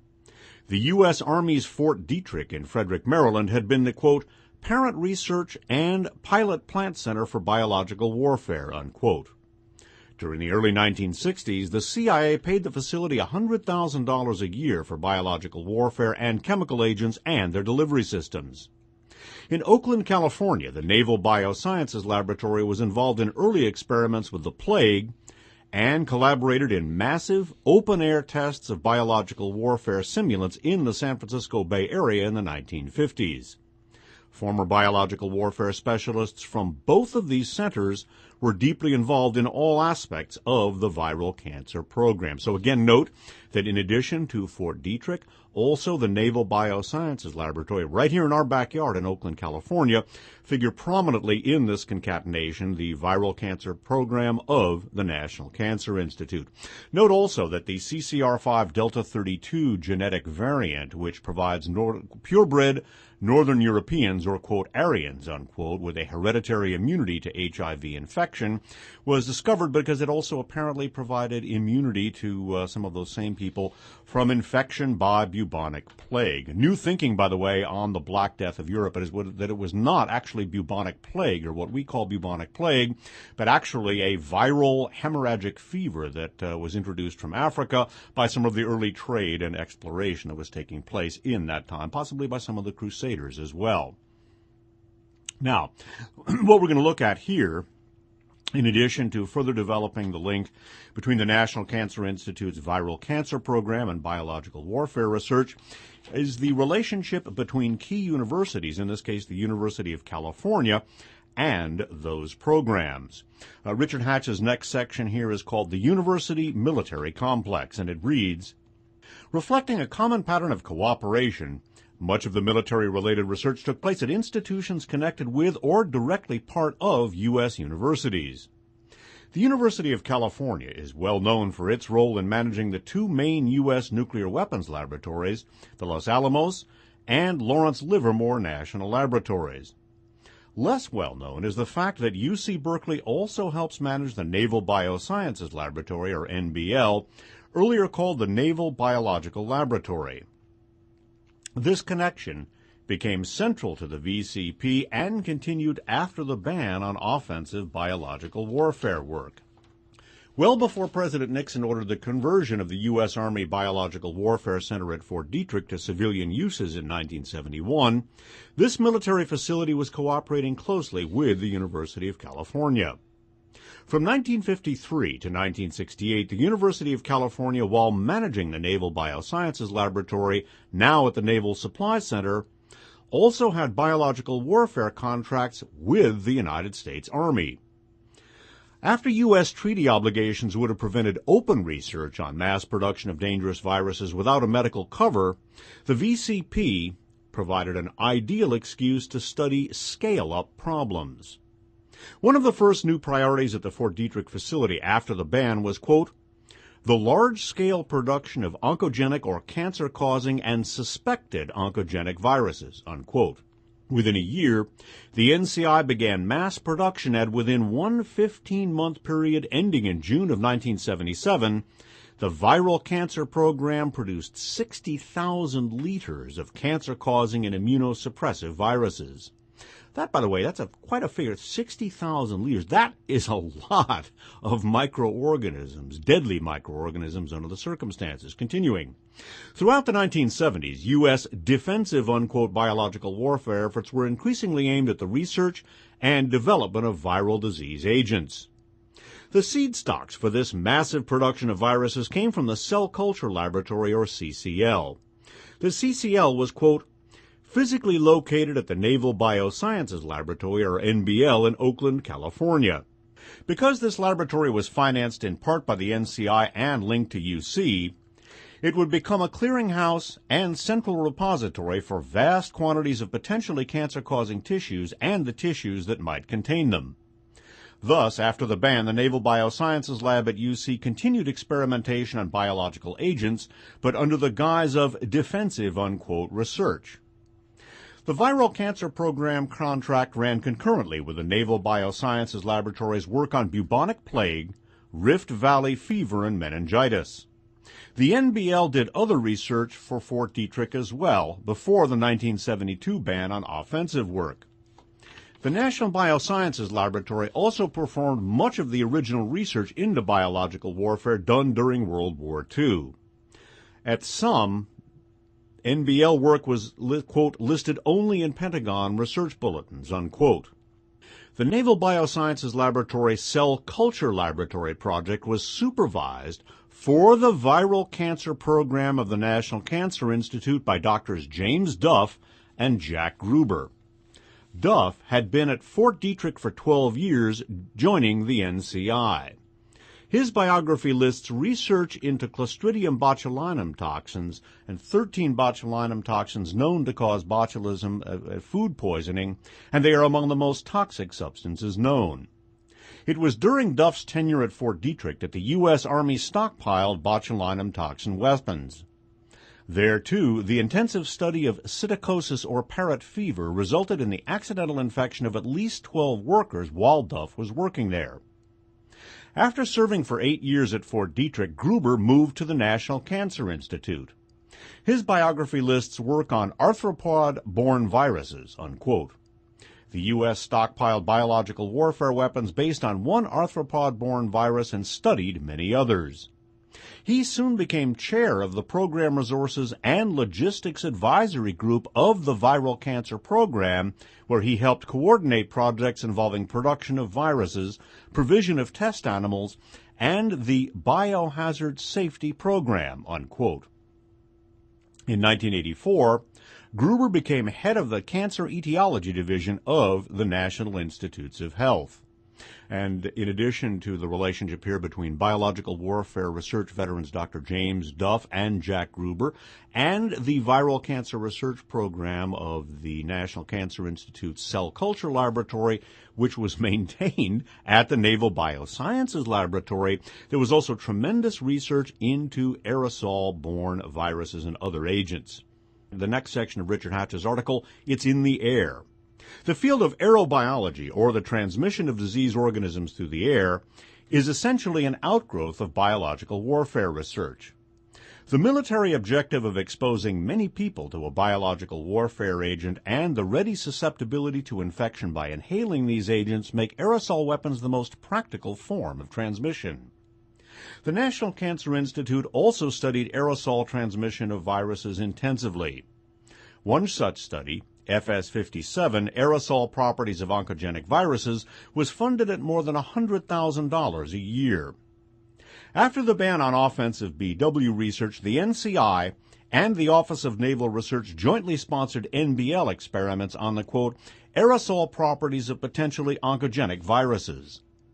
The National Cancer Institute justified its aerosol research because its scientists often handled suspect cancer viruses in a highly concentrated form. A lab accident could release a mist of virus. National Cancer Institute needed to understand and anticipate the danger. How the Navy justified its interest is unknown, but if a new cancer-causing biological warfare agent was discovered, it would likely be delivered as an aerosol. The line between aerosol and biological warfare research was often a fine one.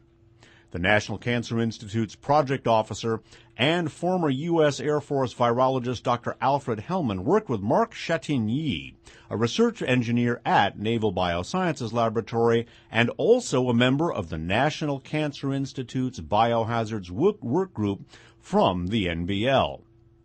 Biological warfare research veteran Dr. Hellman also oversaw the 1971 $100,000 Naval Biosciences Laboratory study on the, quote, physical and biological characteristics of viral aerosols, unquote. In 1961, the Naval Biosciences Laboratory had done similar research for Fort Detrick on the, quote, stability and virulence of biological warfare aerosols, unquote. Dr. Chatigny's Naval Biosciences Lab research into aerosol distribution of viruses would continue well into the 1980s. Such overlapping of purposes raises serious questions about the wisdom of placing control of viral cancer program viruses under the NBL. More about aerosol studies here, and Richard Hatch's next section is called appropriately, More Aerosol Studies.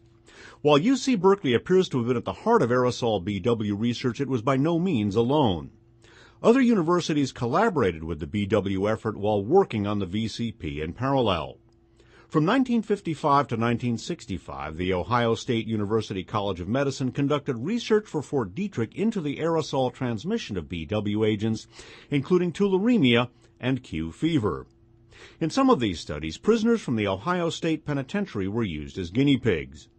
Between 1952 and 1969, the affiliated Ohio State University Research Foundation had 8 contracts with the U.S. Army for biological warfare research. Tularemia, rabbit fever, and Q fever were ultimately stockpiled by the U.S. Army. Before he worked with the University of California, Dr. Hellman supervised an NCI contract for Ohio State University. Designed to study the aerosol transmission of cancer-causing viruses, this research started in 1965 and continued at least until 1972. The principal investigator for this work, Dr. Richard Geismer, would eventually succeed in giving tumors to mice and monkeys. Geismer then went to work briefly at the Oak Ridge National Laboratory, part of the U.S. Department of Energy Nuclear Research System. After his stint at Oak Ridge, Geismer returned to NCI, where he headed the NCI bioassay program, which tested chemicals suspected of causing cancer. This multi-million-dollar program was so badly managed that epidemics forced the killing of nearly 90,000 test animals, and testing of suspected carcinogenic chemicals fell far behind schedule. Many other universities prominent in the U.S. BW program, such as Johns Hopkins, University of Maryland, and the University of Minnesota, were also heavily involved in the VCP. Since the BW work performed by these universities remains classified, the exact relationship between VCP and biological warfare research remains a murky one. The pattern of overlapping military BW and NCI work was paralleled by the relationship between industrial contractors and the viral cancer program of the NCI. Charles Pfizer and Company, Incorporated, a pharmaceutical firm, had a contract with the NCI which included production of, quote, a large quantity of a variety of viruses for the VCP.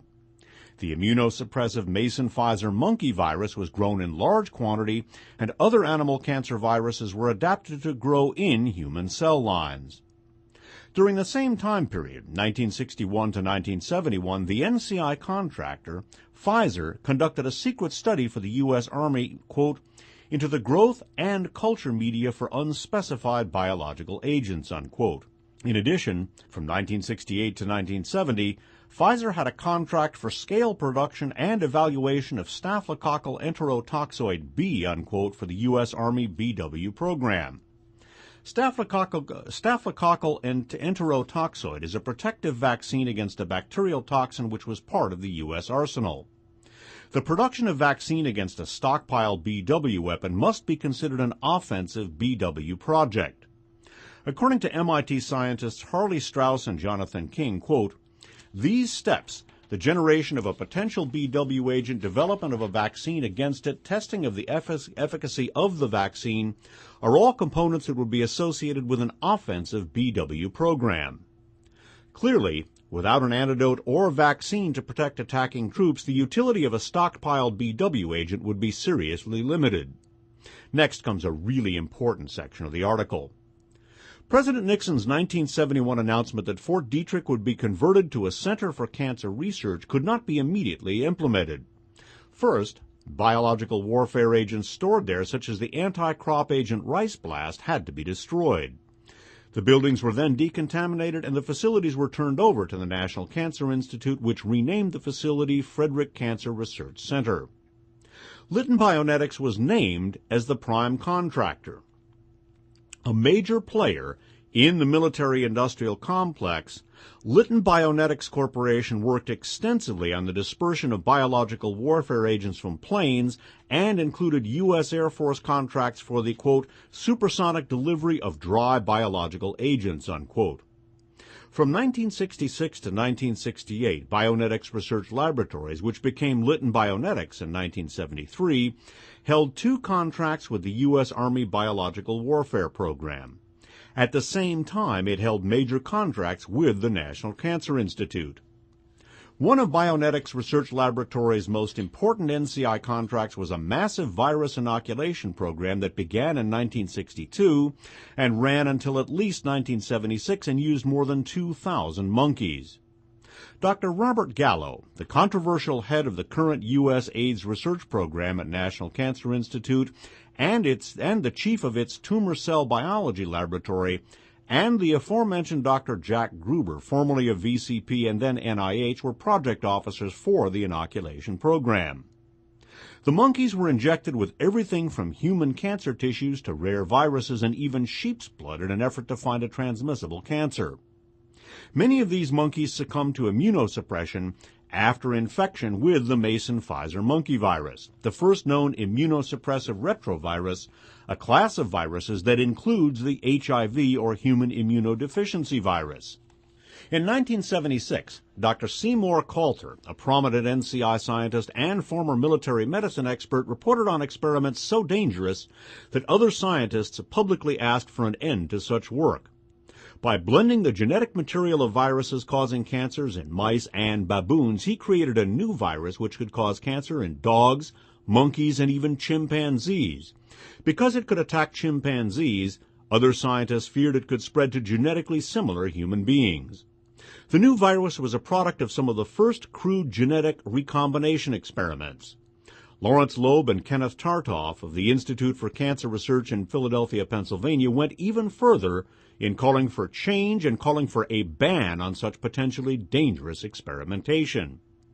The production of malignant tumors in a variety of primate species suggests the possibility of creating viruses that are oncogenic for humans.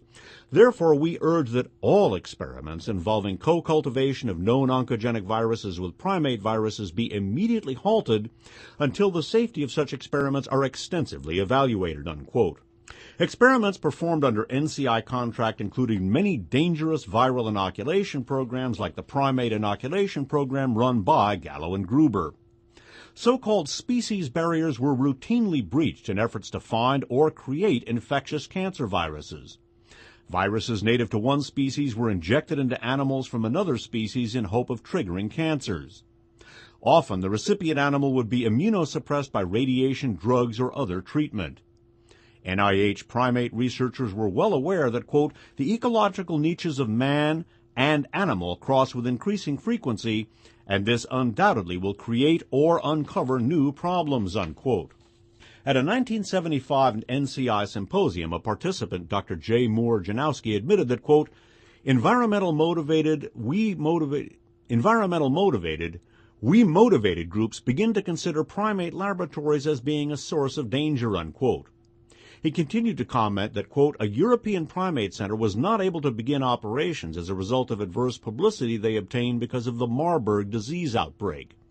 The speaker was referring to a 1967 outbreak in Yugoslavia and West Germany of this viral disease which killed several people.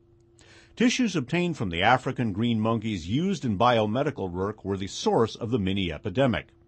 Dr. Moore Janowski suggested that researchers should fight against tighter restrictions on primate experiments. Upon the National Cancer Institute aegis, VCP provided many opportunities for contact between former BW specialists and others in the scientific community. Former BW specialists Dr. Peter Garone and Arnold Weedham were prominent members of the biohazard control and containment segment of the VCP. Their positions allowed them frequent contact with laboratories handling hazardous viruses. Garone and Weedham both worked for many years at Fort Detrick. They were both specialists in the airborne transmission of diseases. In the 1950s, Weedham was in charge of U.S. Army tests of tularemia or rabbit fever on human volunteers. In Garone's BW research, he used prisoners from the federal prison camp at Eglin Air Force Base in Florida. This group of human guinea pigs was more fortunate than Dr. Weedham's. They were exposed only to cold viruses. Garone was awarded the Army's Meritorious Civilian Service Award for his efforts at Fort Detrick. The 1975 NCI-sponsored symposium on biohazards and zoonotic problems of primate procurement, quarantine, and research illustrates another aspect of NCI military cooperation. Zoonoses, diseases that can be transmitted from animals to humans, make up the majority of biological warfare agents. The meeting brought together NCI researchers, non-military officers from major to colonel, and a civilian from the Edgewood Arsenal, a U.S. chemical warfare facility also in Maryland. The officers were from the U.S. Army Medical Research Institute of Infectious Diseases, the Defense Nuclear Agency, and the Armed Forces Institute of Pathology.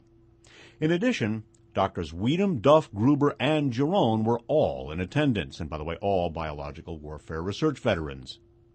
Jerome presented a paper on the biohazards of experimentally infected primates. He now headed Tulane University's Delta Regional Primate Research Center. In passing, he mentioned aerosol hazards and recommended, quote, exposing animals so that only the head is in contact with the aerosol rather than whole body exposure, unquote. Weedham had previously briefed him on BW tests involving just such exposure of monkeys to aerosolized staphylococcal enterotoxin. In these tests, 4 Fort Detrick workers still became ill through exposure to the animals. Presumably, Garone was also aware of a 1964 accident when 15 Fort Detrick workers inhaled aerosol staphylococcal enterotoxin B, milligram for milligram, one of the most deadly agents ever studied, unquote. Skipping down. Research into viruses during the war on cancer provided an ideal cover for continuing biological warfare research. As Colonel Tiggart advised, the NCI project allowed the mass production of viruses, the development of means to enhance virulence, exploration of aerosol transmission, and the production of new recombinant disease agents. These civilian projects ran concurrently with military projects in many cases. When political expediency dictated an end to overt U.S. biological warfare research, the viral cancer program provided a means to continue experiments that would otherwise be difficult to justify. And again, AIDS figures prominently in this concatenation. This article is present in its entirety in the supplemental section to SpitfireList.com. It will also be presented in its entirety in the description for the Record Program 686. This concludes For the Record 686. This program is being recorded on August 30th of 2001. My name's Dave Emery. Thanks for listening.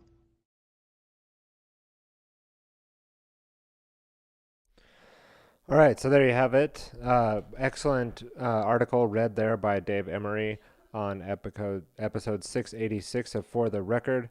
Now, again, that article, or I don't know if I had mentioned this before, but I've been on the hunt for that particular article.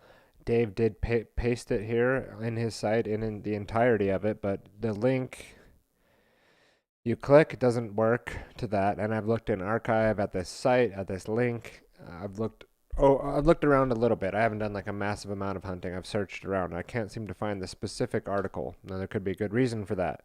But it is, on Dave's site, and we can follow up on that in the future. That could also be a challenge for somebody that wants to email me that link at tyler@tylerbloyer.com or go on the Discord server under the Bio-PsyWar section.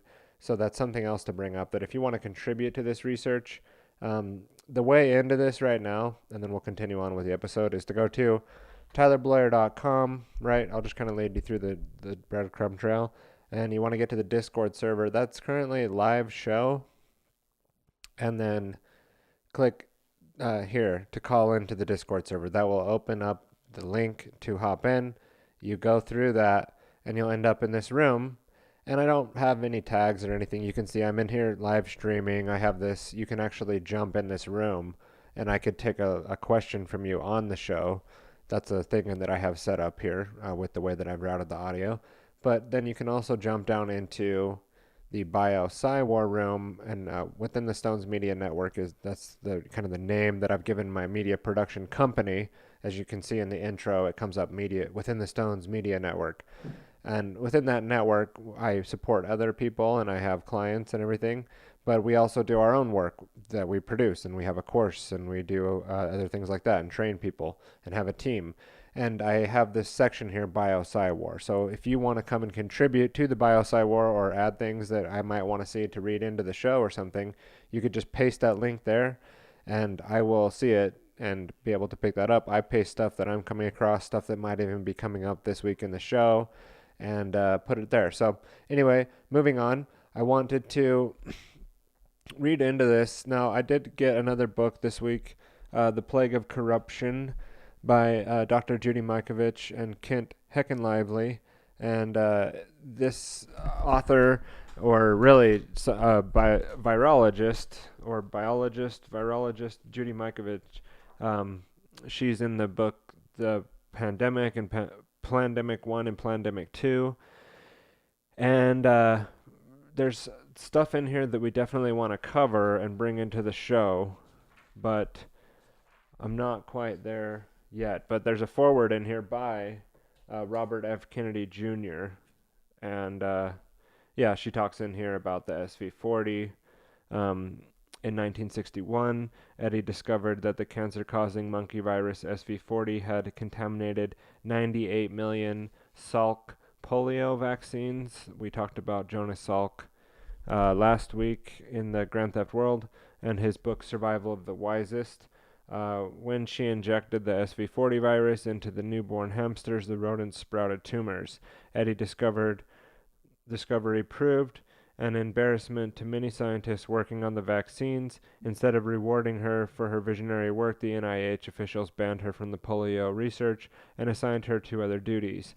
The NIH buried the alarming information and continued using the vaccines.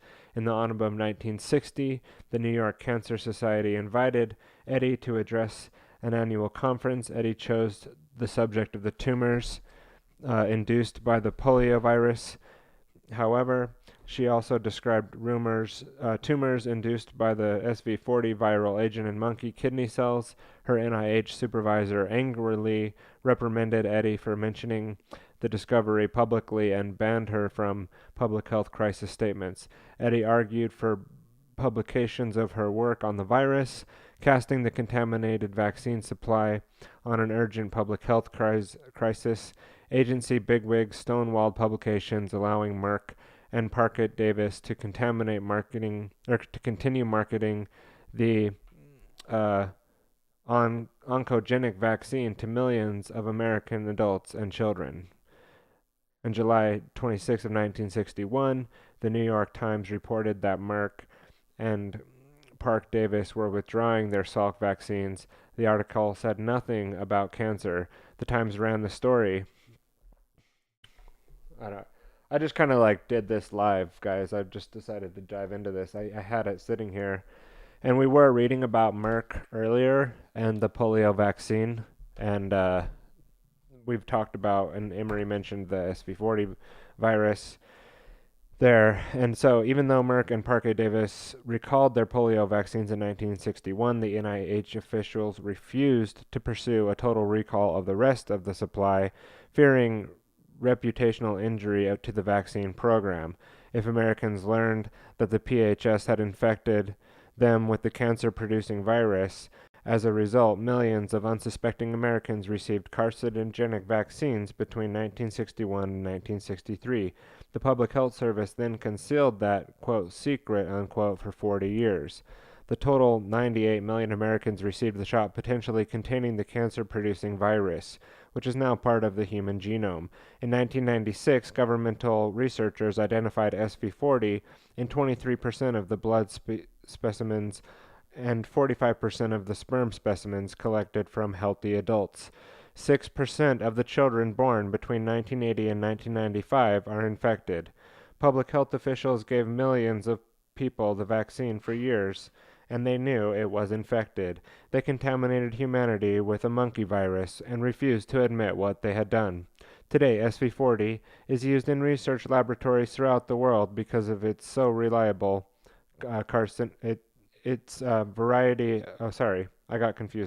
Today, SV40 is used in research laboratories throughout the world because it is so reliably carcinogenic. Researchers use it to produce a wide variety of bone and soft tissue cancers, including mesothelioma and brain tumors in animals. These cancers have exploded in baby boom generation, which received the Salk and Sabin polio vaccines between 1955 and 1963. Skin cancers are up to 70%, lymphoma and prostate by 66%, and brain cancer by 34%. The prior to 1950, mesothelioma was rare in humans. Today, doctors diagnose nearly 3,000 Americans with mesothelioma every year. 60% of the tumors that were tested contained SV40. Today, scientists find SV40 in a wide range of deadly tumors, including between 33% and 90% of brain tumors. 8 of 8 ependymosis, and nearly half of the bone tumors tested. In successive measures, the NIH forbade Bernice Eddy from public speaking and attending scholarly conferences. Held up her papers, removed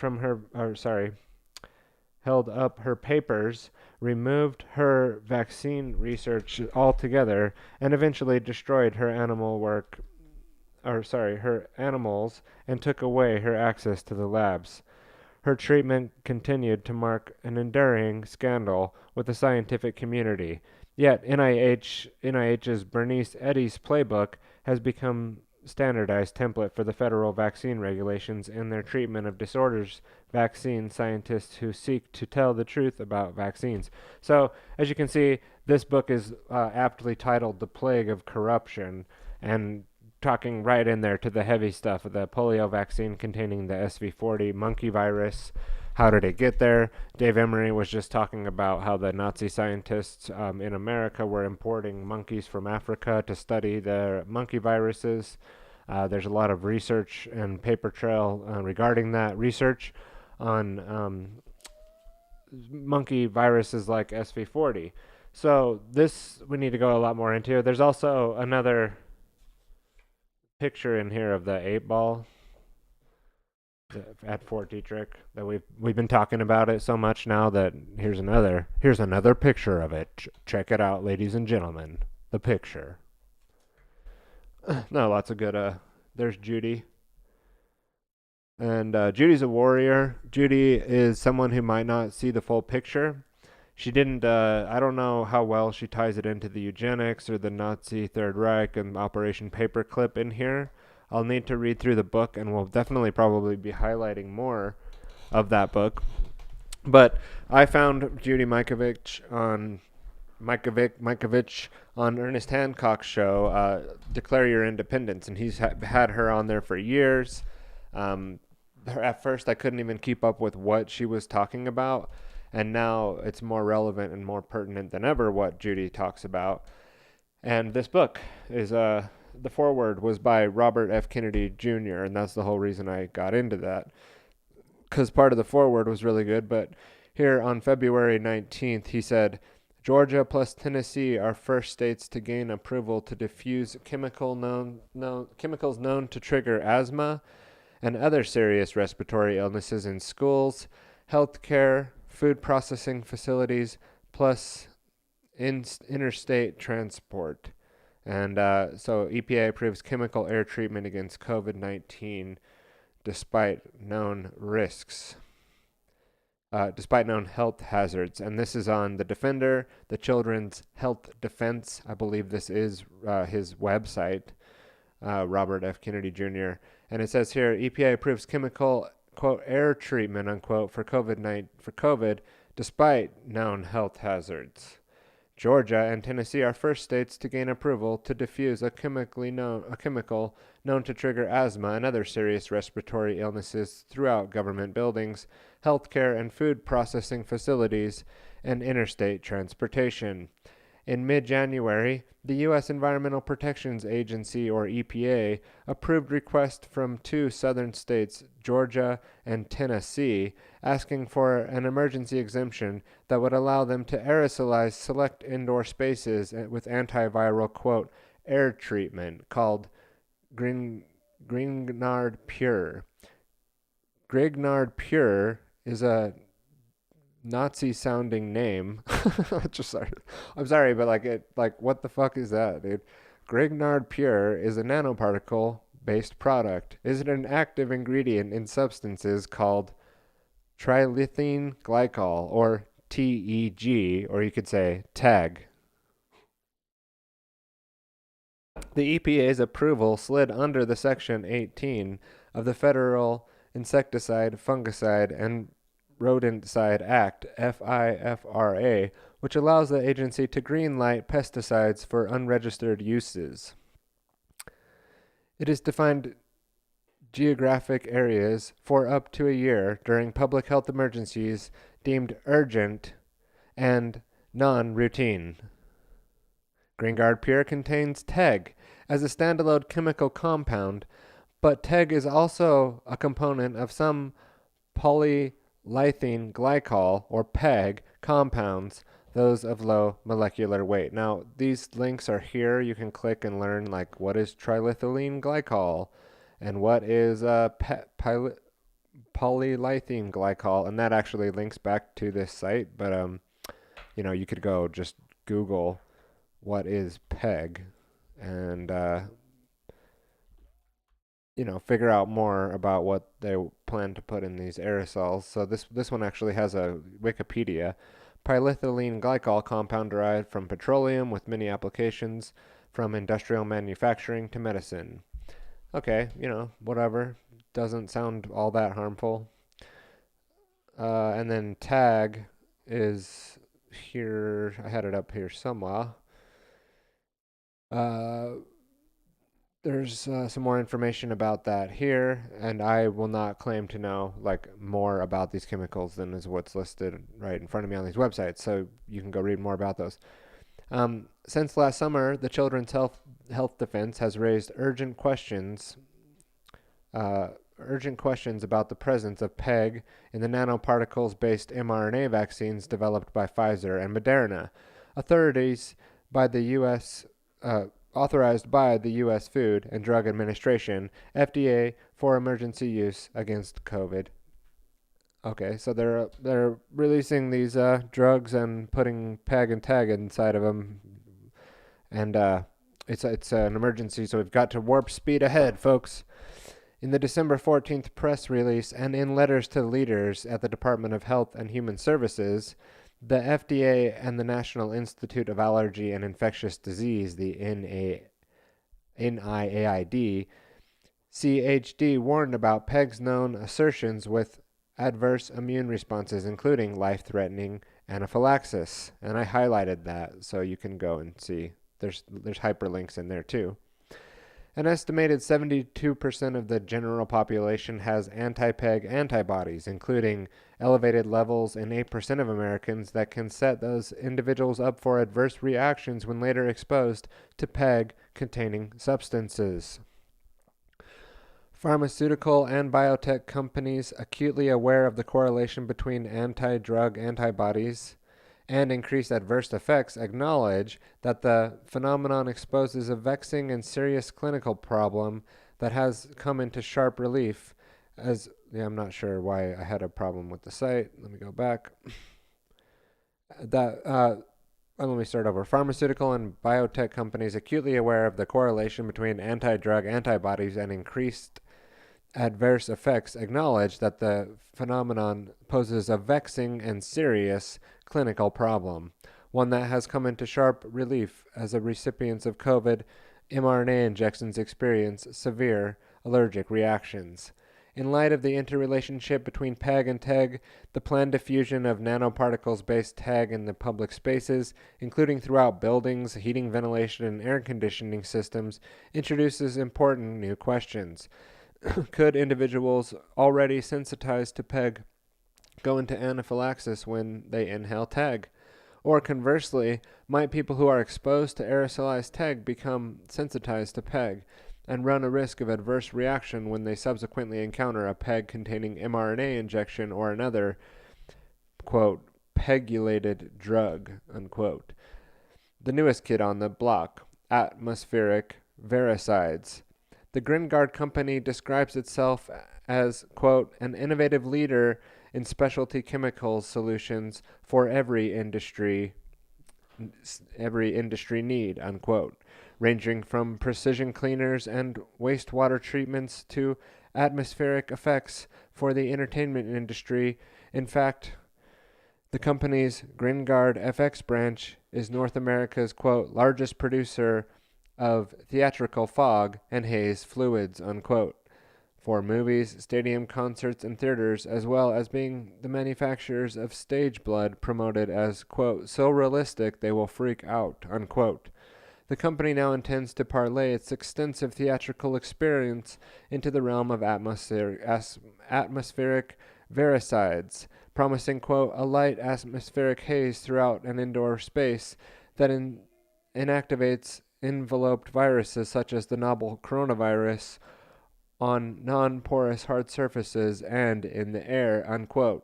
According to the EPA, GreenGuard Pure products has the ability to, quote, permeate and kill over 98% of COVID-19 virus particles, unquote.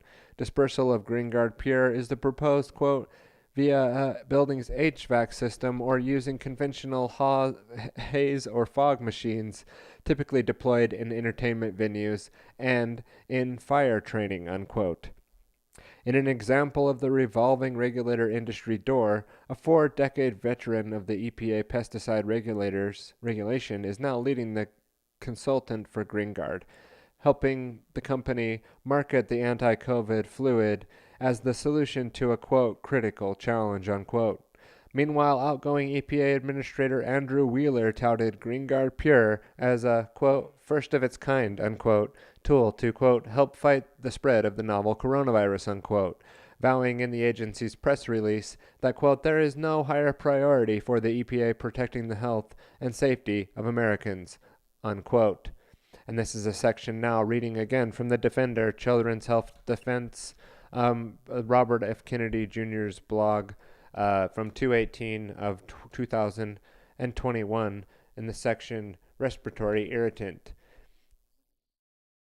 Let's see if I can get some of this stuff out of the way. Okay. EPA's emergency go-ahead permits Georgia and Tennessee to diffuse GreenGuard's Pure continuously in, quote, break rooms, locker rooms, bathrooms, lobbies, elevators, eating areas, and food preparation areas. Remind me to stay out of those states, Georgia and Tennessee for now. In government, healthcare, and food processing facilities, as well as interstate transportation anywhere where people are conducting activity deemed essential by the state, unquote.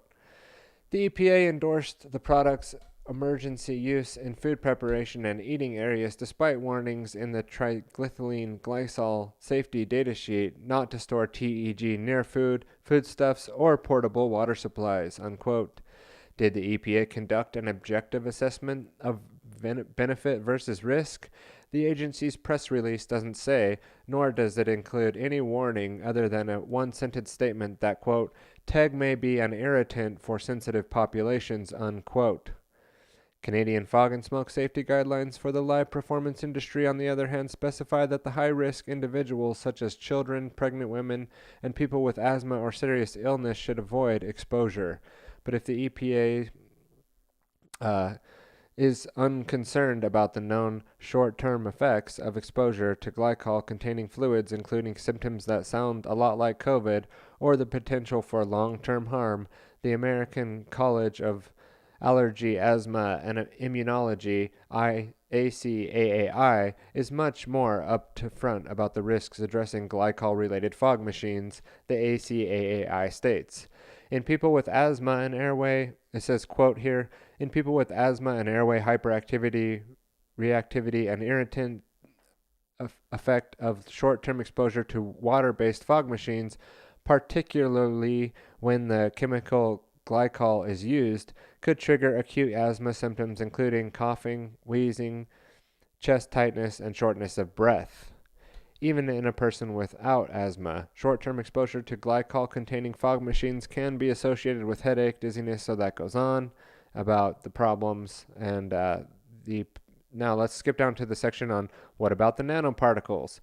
In September 2020, Brazilian researchers published an extensive discussion of nanotechnology, quote, for the COVID-19 virus management, unquote.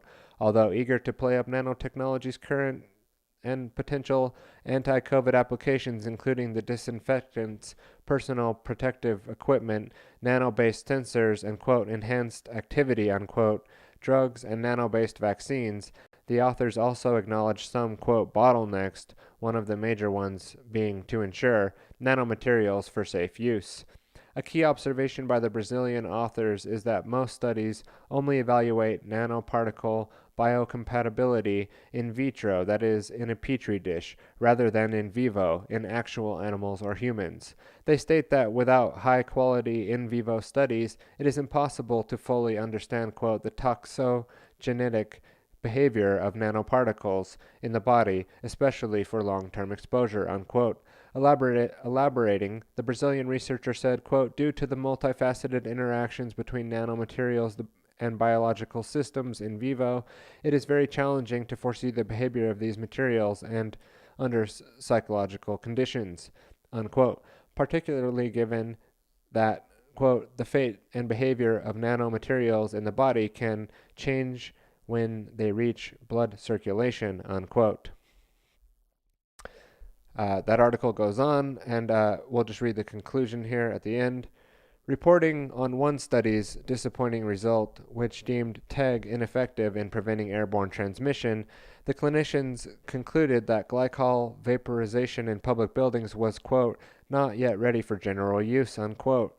Thanks to 21st century developments in polymer chemistry and nanotechnology, TEG has now circled back around the form of GreenGuard Pure, although the later likely bears scant resemblance to the TEG vapors used in the 1950s. Unfortunately for Georgia and Tennessee, residents who are about to be continuously exposed to GreenGuard Pure, with Nevada possibly being the next due to the heavy lobbying by the Las Vegas entrepreneurs, neither GreenGuard nor the EPA are addressing the thorny safety issues of the potentially TEG-PEG cross-reactivity toxic buildup of nanoparticles in the body, or synergistic toxicity from TEG nanoparticle interactions. It is unclear whether the EPA provided an opportunity for public comment before rushing to approve GreenGuard Pure. Regardless, concerned citizens may wish to ask the agency some pointed questions about which safety data did or did not factor into the decisions and how plans to protect the health and safety of Americans. Update. This piece was updated to reflect the GreenGuard Pure has been approved for U.S. government buildings. The article previously said the product was approved for use in schools. Okay, so that's interesting, and that's something that ties into the aerosolized innovations, and these vaccine research is being done, right, to provide safety and effectiveness in the public spaces so that people can be safe with these aerosolized experiments that are going on right now. And here we have another article from August 11th in 2020, and it says AeroNabs promise powerful inhalable protection against COVID-19. As the world awaits, and this is from the ucsf.edu website, the University of California, San Francisco.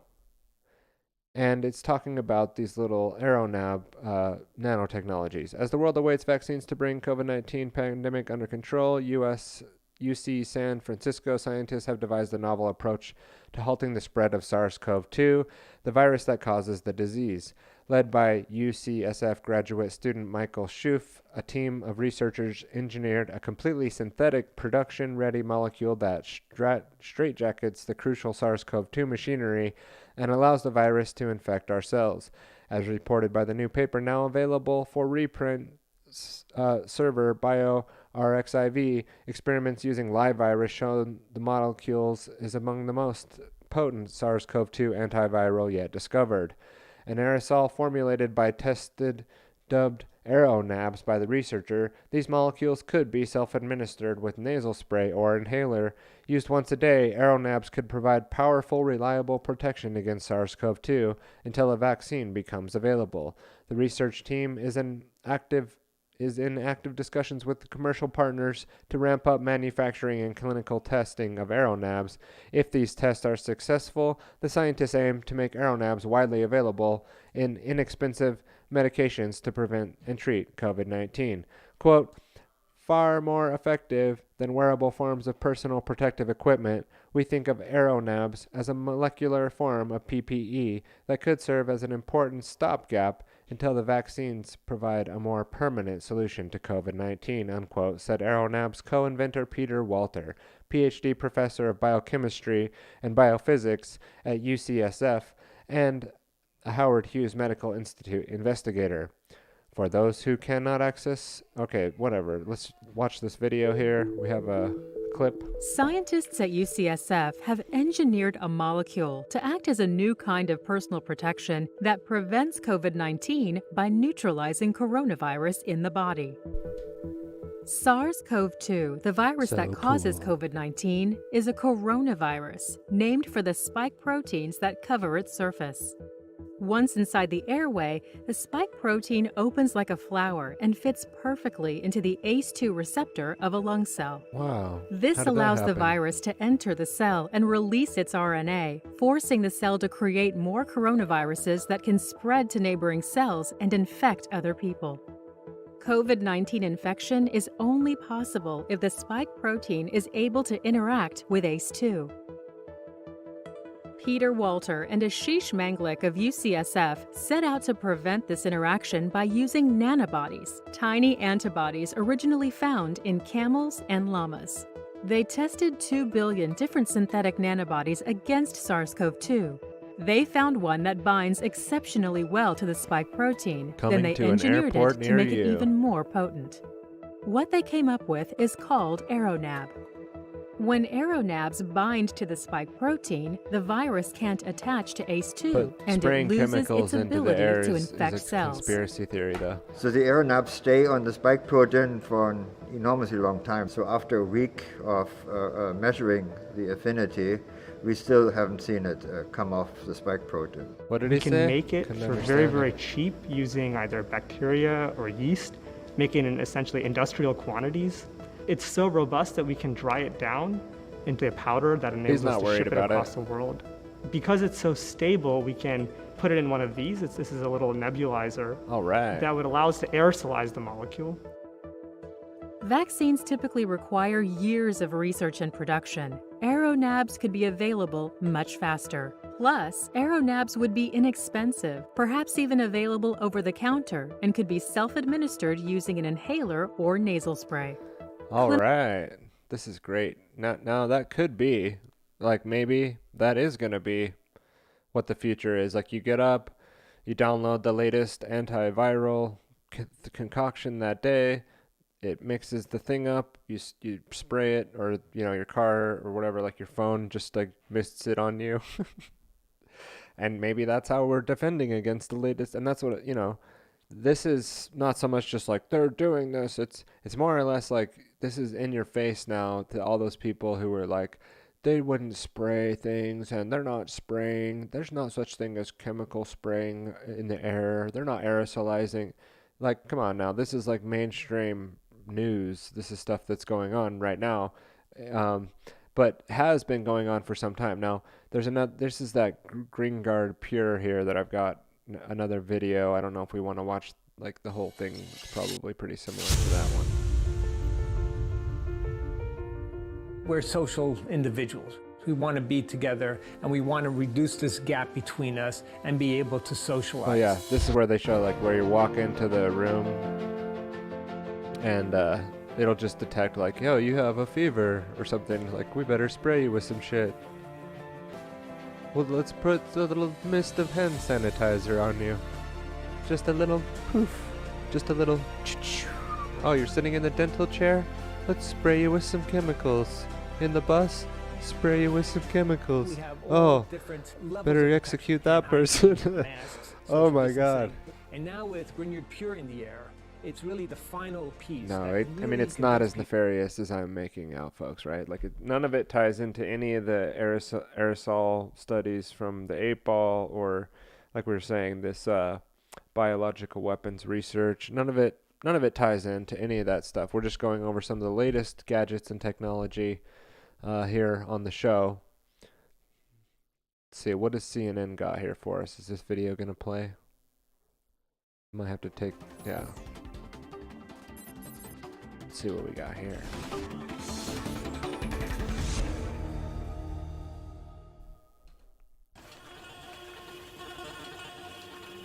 When we think of robots, we think of factory floors in science fiction movies.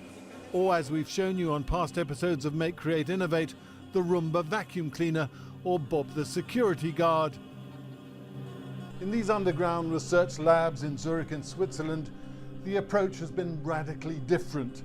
Robots so small, so miniature, they're barely visible to the eye and able to go places almost beyond our imagination. We're making micro and nano robots that are guided by externally generated magnetic fields for use in the human body. Brad Nelson is a mechanical engineer that likes to think small, very small. He's a pioneer in a field that's only existed for the last decade or so, nanorobotics.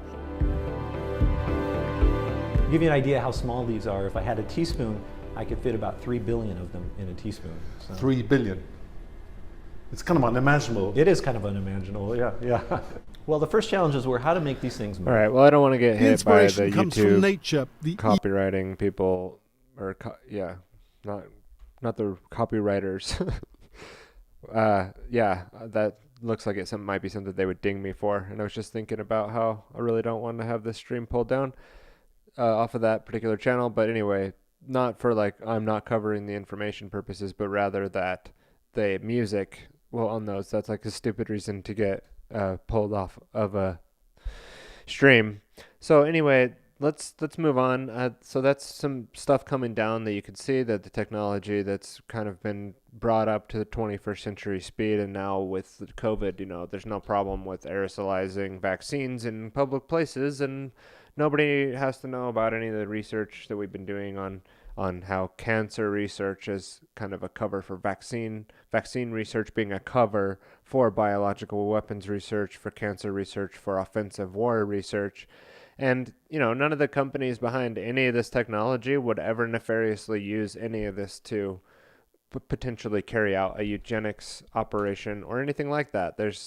That would never occur. That's only in the past and in the 50s and 60s. And then since then, they routed out all the Nazis, got out of the biological weapons research programs. There's no affiliation to a belief system about eugenics or anything like that going on. Just wanted to, clear that up, that's where we're at. Now, I do need to kind of get moving today. There's a few more things that I wanted to cover, but what we'll do is just go into a little bit of this documentary. This is from 2014. Breaking news: officials confirm the second USA case of the Middle East MERS. And then really quick, let's just go to a clip, though, before we jump to that, of Steve Brennan and what he has to say about SAI. And this was back in like 2018 or 2019. I'd have to confirm. But this was, if you recall, back when there was no such thing as spraying from airplanes into the atmosphere. They wouldn't tie that in with an agenda to try to stop global warming or anything like that, and having to do somehow with terrorism. And let's just see what Steve Brennan has to say here, speaking at the Royal Institute of it's the Council of Foreign Relations, the director of the CIA, Steve Brennan. I presume a few of you have questions about terrorism and the so-called Islamic State of Iraq and Levant. I look forward to addressing them in the question and answer session. I know that our collective hearts, though, go out to the families of the latest victims of the horrific terrorist attacks perpetrated as well as incited by ISIL. The despicable attack at Istanbul's international airport yesterday that killed dozens and injured many more certainly bears the hallmarks of ISIL's depravity. Now, let me take a few moments to say a few words about some less discussed, but still some very important issues that we at CIA and our colleagues throughout the intelligence community are watching closely. I'll start with the overarching challenge of instability, which continues to grip large sections of the globe. Global instability is one of the defining issues of our time, and its implications are hard to overstate. As instability spreads, extremists and terrorists are finding sanctuary in ungoverned spaces. Energy supplies are being disrupted. Political reform is suffering as too many governments opt for authoritarian measures at the expense of democratic principles and respect for human rights. Most devastating of all, though, is the human toll attendant to instability. Last week, the United Nations reported that the number of people displaced by global instability and conflict had reached 65 million, the highest figure ever recorded. In a host of countries, from East Asia to the Middle East to West Africa, governments are under stress and civic institutions are struggling to provide basic services and to maintain law and order. As governments in these regions recede from the center of national life, more people are shifting their allegiances away from the nation state and towards subnational groups and identities, leading societies that once embraced a national identity to fracture along ethnic and sectarian lines. Nowhere is this trend more evident than in the Middle East, a region that I have studied closely for much of my professional life. When I lived there years ago, I liked to walk through neighborhoods and villages to observe the rhythms of daily life. I remember seeing people of different backgrounds and beliefs living side by side, secular and devout. Today, relations among these groups are too often marred by suspicion and distrust and even outright hostility. Extremist groups have played a key role in fueling these tensions, luring impressionable young men and women to join their cause and spreading false narratives meant to divide and inflame. In some areas, a whole generation of growing up in an environment of militarism without a chance to develop the skills to contribute or even to engage in modern-day society. The underlying causes of these trends are complex and difficult to address, and the long-term consequences of these developments are deeply troubling.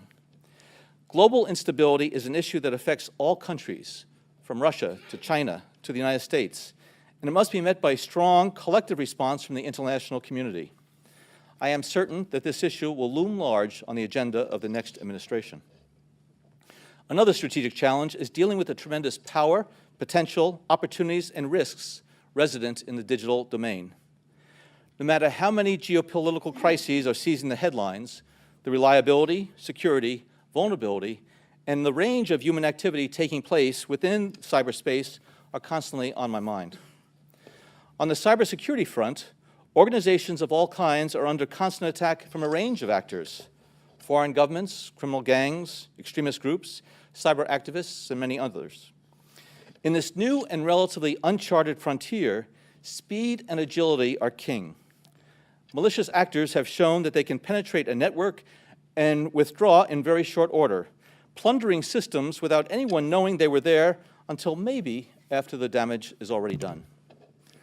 While I served at the White House, cyber was part of my portfolio, and it was always the subject that gave me the biggest headache. Cyber attackers are determined and adaptive. They often collaborate and share expertise, and they come at you in so many different ways with an ever-changing array of tools, tactics, and techniques. Moreover, our laws have not yet adequately adapted to the emergence of this new digital frontier. Most worrisome from my perspective is that there is still no political or national consensus on the appropriate role of the government, law enforcement, homeland security, and intelligence agencies in safeguarding the security, the reliability, the resiliency, and the prosperity of the digital domain. The intelligence community is making great strides in countering cyber threats, but much work needs to be done. As we move forward on this issue, one thing we know is that private industry will have a huge role to play, as the vast majority of the internet is in private hands. Protecting it is not something the government can do on its own.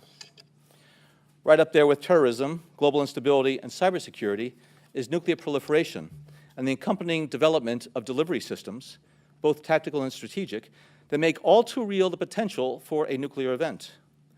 Unsurprisingly, top of my list of countries of concern is North Korea, whose authoritarian and brutal leader has wantonly pursued a nuclear weapons program to threaten regional states and the United States, instead of taking care of the impoverished and politically repressed men, women, and children of North Korea. So what else is there besides terrorism, global instability, cybersecurity, and nuclear proliferation that worries the CIA director and keeps CIA officers busy around the clock and around the globe? Well, as a liberal arts guy from the baby boomer generation, the rapid pace of technological change during my lifetime has been simply dizzying. Moreover, as we have seen with just about every scientific leap forward, new technologies often carry substantial risks to the same degree that they hold tremendous promise. Nowhere are the stakes higher for our national security than in the field of biotechnology.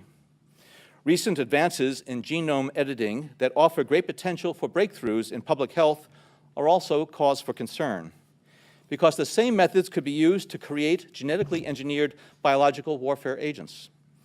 And though the overwhelming majority of nation-states have tended to be rational enough to refrain from unleashing a menace with such unpredictable consequences, a subnational terrorist entity such as ISIL would have few compunctions in wielding such a weapon.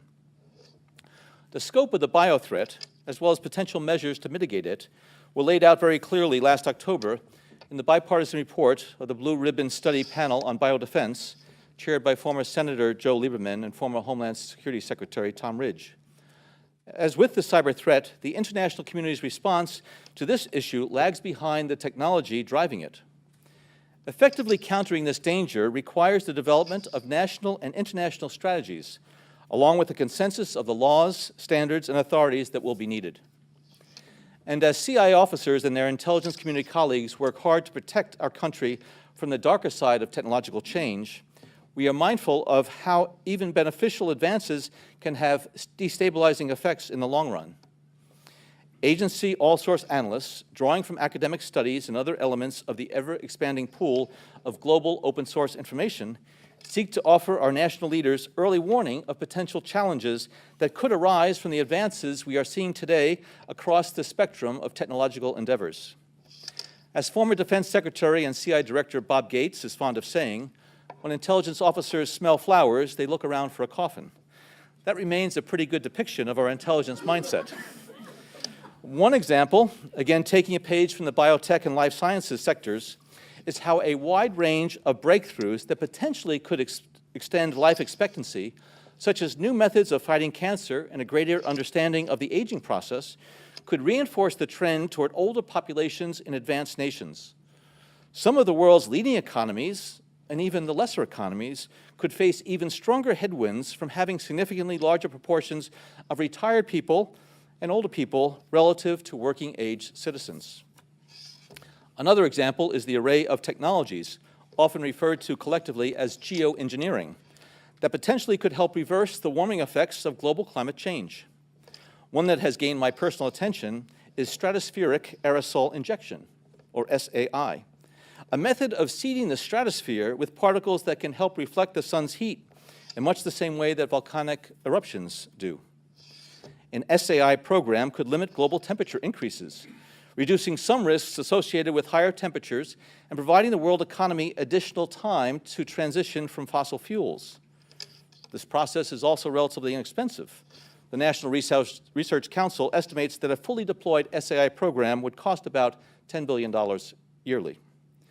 As promising as it may be, moving forward on SAI would also raise a number of challenges for our government and for the international community.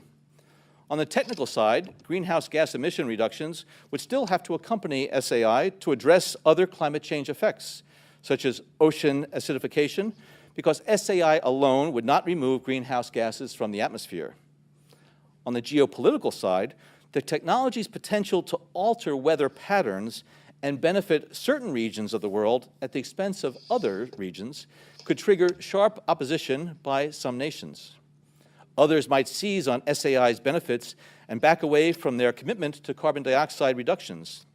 And as with other breakthrough technologies, global norms and standards are lacking to guide the deployment and implementation of SAI and other geoengineering initiatives.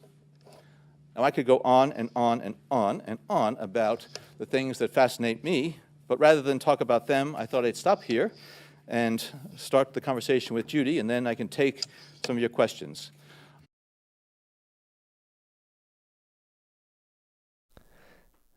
All right, so there you have Steve Brennan, CIA Director, 2016 speech at the Council on Foreign Relations, talking about the cybersecurity threat, the biological weapons threat, and, oh yeah, it ties into global warming and how SAI can help reduce carbon somehow is the logic they're using there. But if you really follow what he was saying, kind of in a more esoteric interpretation, would be the biological threat. We're interested in spraying things to be able to combat the various threats, not just global warming. So it ties it all in, and there's the director of the CIA talking about chemtrail spraying And then he says, once we develop it along, there'll be challenges, as if they haven't been doing it for 30 years. If you look at like Agent Orange, or if you look at some of the weapons research, or, the vaccine research, or the cancer research, the 8-ball back there in Fort Detrick, and some of the other aerosolized tests and things that have been going on, even if you look at the Operation Sea Spray that we covered in either the first or the second episode of the Bio-PsyWar, and the fact that the military is willing to, the intelligence agencies, the black operations, the Nazis who have basically infiltrated this scientific cult sect of the government and the military, and are essentially, now in full deployment of these biological weapons research programs onto the world, and in a full test deployment phase. And that's sort of what we're tying together here in the knot with my theory, or, the evidence seems to yield this is what is currently being done on the planet. Now, you could definitely find a lot of side rabbit holes here that we're going to have to flesh out and go into. So in the Bio-PsyWar, we're not trying to figure it all out in one episode. This is a continuation series where we're going to go on and continue to unfold the information. I have a lot more that I'd like to uncover myself. I have a lot of questions and things that I don't have answers to. So also, like I discussed before, we could have some guests on that would be able to provide additional details and a better context on their research in the future as well. So moving right along today, there's another documentary that I wanted to finish out a clip with, and this is purely just information. But I think, looking at the time and looking at my schedule, I think what we'll do is we'll give one more article research, because I did prepare this, and this is just a historical take. This is an article, and we will skip, in the essence of time, the documentary that I had planned, and maybe that will be my intro for next week. You see how that works? And we're getting into quite a good flow. So I want to have the Biological Warfare and National Security State, a chronology by Tom Burkhart from Global Research on 2009, August 9th of 2009, just to give us some more context and more history on biological weapons research. So just to get that into the record, to be able to understand more about the history that we haven't filled in the blanks for here yet so far in the show. Oh, I thought I was sharing my screen. There we go. You can see the article here now. But really quick, since I probably, in the essence of the time on today's show, will not be coming back for a nice, diatribe on the outro. I do have some guests coming over actually today, and there will be a birthday celebration today for the two boys, and I need to go try to help out a little bit and not just sit in here live streaming about bioweapons and bio research, which is something that we've been covering here on the TylerBlair.com live streaming show. Thank you so much for watching today. And for those who have participated in the live stream, you're much appreciated, and your presence. Share this out if you wouldn't mind. We could use a little bit more traction to get more people into the Discord to be able to participate in the Bio-PsyWar chat. But also, you can find the full clips and show notes in the TylerBlair.com post, and you'll see that in the links here as well. Another exciting thing that I want to announce that I can try to pull up here while I'm, let me come back over here really quick. Actually, let's give you a review of the control room. We have a lot of fun and exciting updates. We've been doing a recording here in the home studio for Tyler Blair Productions within the Stones Media Network is what I meant to say. And we've been producing my wife's Alt Eats course, where we talk about alternative foods that people may not be aware of that could help them with their health. And in her journey, she's found that particular foods did not help in the journey to healing and recovery from a long life of unhealthy eating and eating a lot of unhealthy foods. So we're producing a course. It's going to be a course on alteats.life, and you can find out more about that soon. But I'll just give you a quick preview of what we've got so far. Let me mute this up, and we'll just go back over here. This is a thing that we recorded, the tortilla course, and it provides 5 different tortillas that you can make with 5 alternative flours. And I know this is kind of weird to plug in at the or at the Bio-PsyWar tail end, but it does tie in to overall health and prosperity, being able to understand how to cook for yourself healthy alternative meals, right? And so we'll talk about that more in the future. It's just something we needed to update on here. And congratulations, Cassandra. And I really had fun producing this with you. And where there's more behind the scenes footage that we could maybe cover in the future on Within the Stones Media Network. And for Within the Stones, let's see if I can find the course entry here. I will fumble a little bit if that's okay. Here we are. And this is also the other course that we have to offer is the Within the Stones Media Production mini course. This is a free course that I've done to show how I do the stuff that I'm doing right now. So if you're wondering, wow, how did he get that live cam in there, the book cam, or how did you share content on this platform? How do you get the lower third? How does he make the camera in there like that? We cover all that in this series on OBS. And I need to re-record all these. So this is in a beta mode completely, but you can get in now. You can get in by going to tylerbloyer.com and give some feedback if you'd like on the course modules themselves. And that way you'll be able to see once we have more material and continue to add to your skill set if you like to produce live content. And then, we'll continue to be able to go through and add videos to that library and that archive.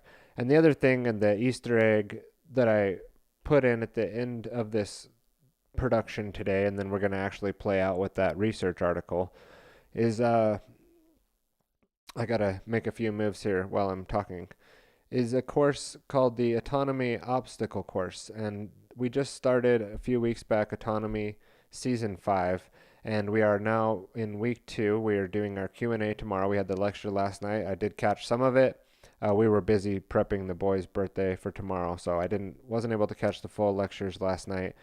But we also launched recently, we meaning Richard Grove and the Autonomy course, the media team and the copy team and the social team. We've all been working hard, and the other various teams that provide support for us to be able to do that on the Autonomy Obstacle course. And now this is something that you can get for free, and I'll have that in the show notes if I can remember to go over and do that right here before I get up and leave for the day, is this course here. So the Autonomy Obstacle course, you can go get in here and learn more about autonomy for yourself. You can get autonomy philosophically and in real life by going through the obstacle course and then following on your journey to success through to where this would lead you, which would be to a critical thinking class. Actually, I'll give that away. There's a critical thinking trifecta course that you can get out of this too, and that's what we were mentioning earlier when I was talking about solutions, and for people to be able to critically challenge like information as it's coming in,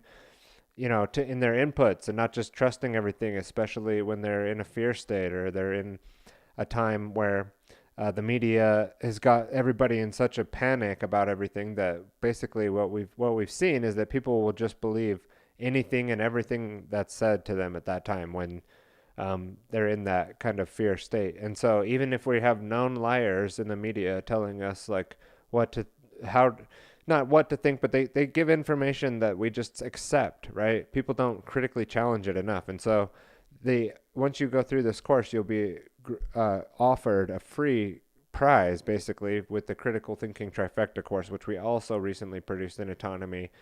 And if you get through there, eventually you'll be able to find your way through the door to get into Autonomy. And that's the idea here. So you can get in there, you can get yourself Autonomy eventually, and you can tell them that Tyler Bloyer sent you. And it'll be something that I think most people that make it that far would get a ton of value out of, and they would be shocked and amazed to know that there was something like that out there, and they hadn't become aware of it up to that point.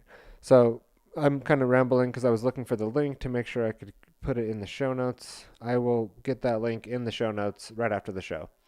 All right, so now we're just going to have the biological warfare of the national security state, a chronology to give us all a better background This is from Global Research. I'm just going to have the actual robot read it for us today, and then we'll exit the show. So thank you for watching the Bio-PsyWar aerosol innovations. We're going to aerosolized innovations. This is part 7 of the Bio-PsyWar, and we'll have to do a follow-up. So I can definitely feel a part 2 or aerosolized, degradations maybe as part 2.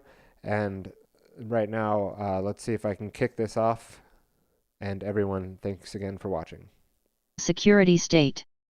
A chronology. The history of bioweapons research in the United States is a history of illicit and illegal human experiments. From the Cold War to the War on Terror, successive American administrations have turned a blind eye on dubious research rightly characterized as having a little of the Buchenwald touch. While the phrase may have come from the files of the Atomic Energy Commission, as Pulitzer Prize-winning journalist Eileen Wellsome revealed in her 1999 book, The Plutonium Files, an investigation into secret American medical experiments at the dawn of the nuclear age, it is as relevant today as the United States pours billions of dollars into work on some of the most dangerous pathogens known to exist in nature. That Cold War securocrats were more than a little concerned with a comparison to unethical Nazi experiments is hardly surprising. After all, with the defeat of the Axis powers came the triumphalist myth-making that America had fought a good war and had liberated humanity from the scourge of fascist barbarism. Never mind that many of America's leading corporations, from General Motors to IBM and from Standard Oil to Chase National Bank, were sympathizers and active collaborators with the Third Reich prior to and even during World War II, as documented by investigative journalists Charles Hyam in Trading with the Enemy, and Edwin Black in IBM and the Holocaust. Like much else in American history, these were dirty little secrets best left alone.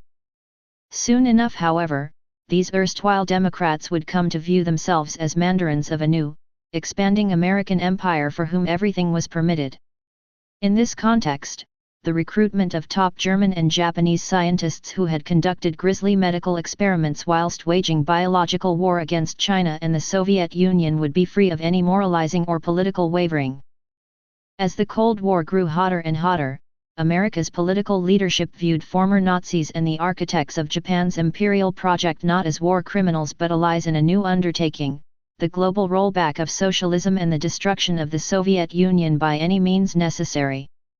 This tradition is alive and well in 21st century America. With the September 11, 2001 terrorist attacks and subsequent anthrax mailings as a pretext for an aggressive militarist posture, the national security state is ramping up research for the production of genetically modified organisms for deployment as new, frightening weapons of war. According to congressional testimony by Dr. Alan M. Pearson, director of the Biological and Chemical Weapons Control Program at the Washington, D.C.-based Center for Arms Control and Non-Proliferation, with very little in the way of effective oversight or accountability, tens of billions of dollars have been appropriated for bioweapons-related research and development activities. Pearson reveals that approximately $1.7 billion has been appropriated for the construction on new high-containment facilities for bioweapons-related research. By high-containment facilities I mean facilities that are designed for work with agents that may cause serious or potentially lethal disease through exposure to aerosols, called Biosafety Level 3 or BSL-3 facilities, and facilities that are designed for work with agents that pose a high individual risk of life-threatening disease, which may be transmitted via the aerosol route and for which there is no available vaccine or therapy, called Biosafety Level 4 or BSL-4 facilities. Prior to 2002, there were 3 significant BSL-4 facilities in the United States. Today 12 are in operation, under construction, or in the planning stage. When completed, there will be in excess of 150,000 square feet of BSL-4 laboratory space, as much space as 3 football fields. The number of BSL-3 labs is also clearly growing, but ascertaining the amount of growth is difficult in the absence of accurate baseline information. There are at least 600 such facilities in the U.S.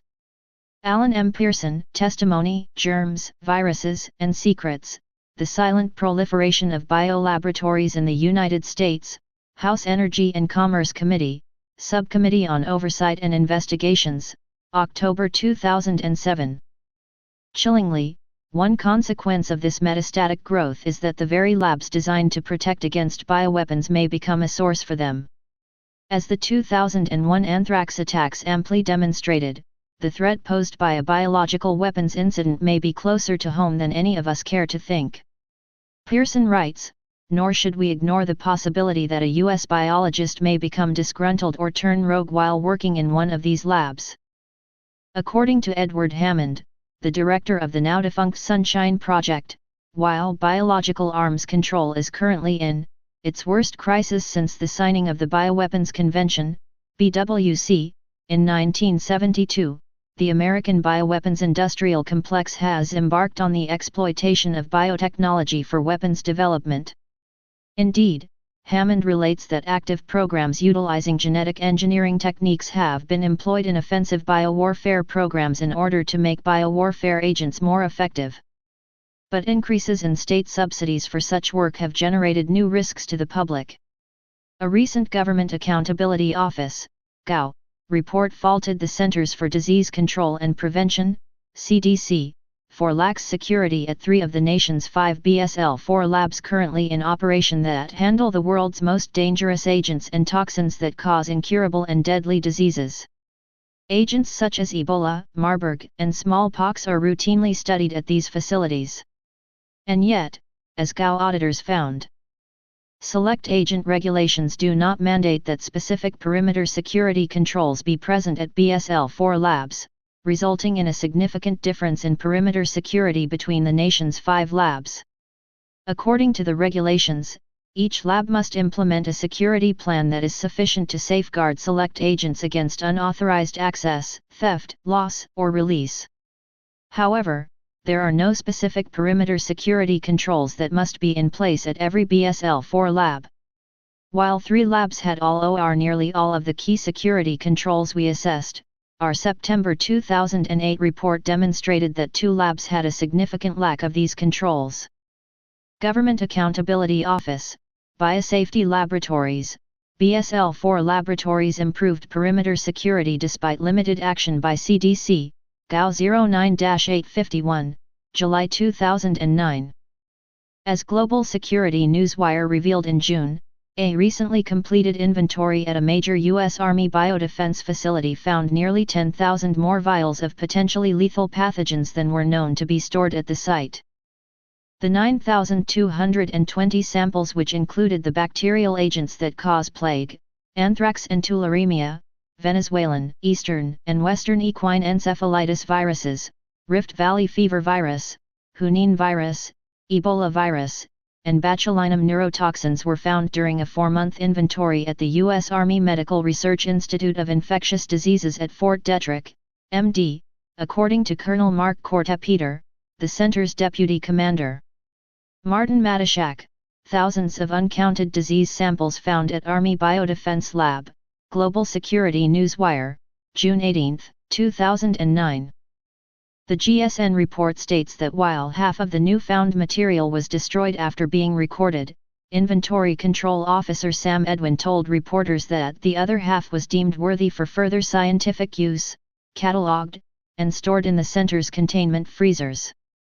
More pertinently, what happens when the state itself turns rogue and under cover of national security and the endless war on terror creates the acute risk in the form of out-of-control laboratories designed to protect against bioweapons that instead have become a source for them? Bioweapons and National Security, a chronology. Source notes, this chronology has drawn from dozens of books, articles, and declassified government documents in its preparation.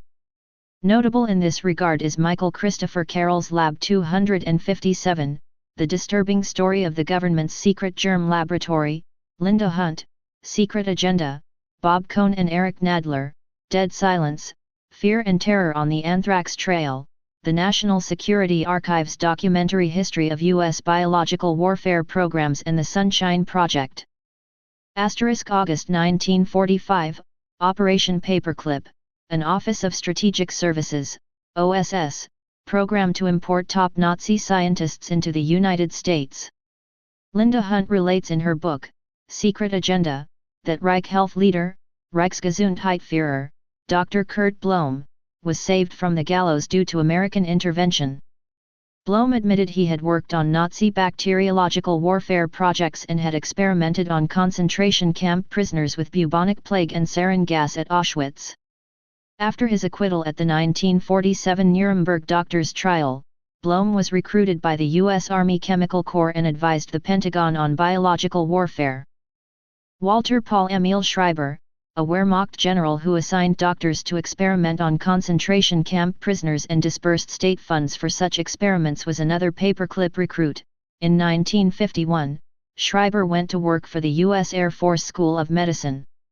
Hubertus Strughold, the so-called father of space medicine, discussed and carried out experiments on Dachau inmates who were tortured and killed.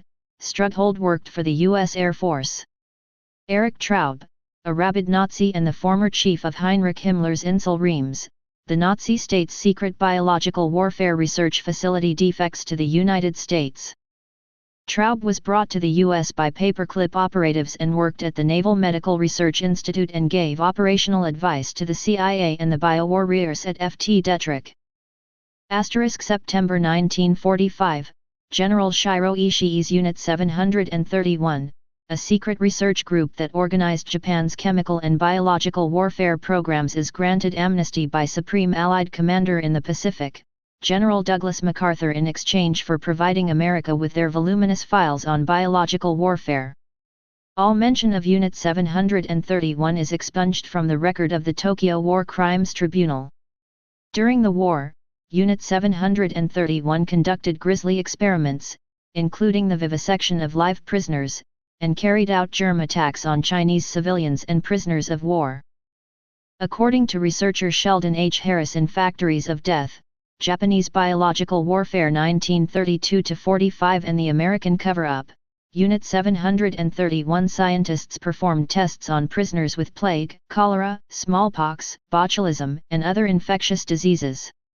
Their work led to the development of what was called a defoliation bacilli bomb and a flea bomb used by the Imperial Army to spread bubonic plague across unoccupied areas of China. The deployment of these lethal munitions provided the Imperial Army with the ability to launch devastating biological attacks, infecting agriculture, reservoirs, wells, and populated areas with anthrax, plague-infected fleas, typhoid, dysentery and cholera.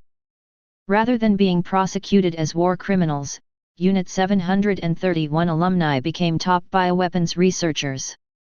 Ishii himself became an advisor at USAM Riot at Ft. Detrick. 1950, a U.S. Navy ship equipped with spray devices supplied by Ft. Detrick, sprayed Serratia marcescens across the San Francisco Bay Area while the ship plied bay waters. Supposedly a non-pathogenic microorganism, 12 mostly elderly victims die. Early 1950s, Army biological weapons research begins at the Plum Island Animal Disease Center, PIADC. Vials of anthrax are transferred from Ft. Detrick to Plum Island. This information is contained in a now declassified report, Biological Warfare Operations, Research and Development Annual Technical Progress Report, Department of the Army, 1951. 1951. Racist experiments are carried out. U.S. Army researchers deliberately expose African Americans to the fungus Aspergillus fumigatus to discern whether they are more susceptible to infections caused by such organisms than white Europeans. Also in 1951, black workers at the Norfolk Supply Center in Virginia were exposed to crates contaminated with a fumigatus spores. 1952. According to 1977 hearings by the Senate Select Committee on Intelligence and the Subcommittee on Health and Scientific Research into Project Ngultra, we discover the following: under an agreement reached with the Army in 1952, the Special Operations Division, SOD, at Fort Detrick was to assist CIA in developing, testing, and maintaining biological agents and delivery systems. By this agreement, CIA acquired the knowledge, skill, and facilities of the Army to develop biological weapons suited for CIA use.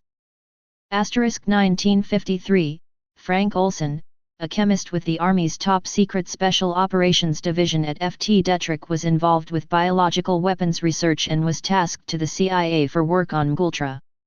In 1953, as Deputy Acting Head of Special Operations for the CIA, Olson is a close associate of psychiatrist William Sargant, who was investigating the use of psychoactive drugs as an interrogation tool at Britain's Biological Warfare Centre at Porton Down.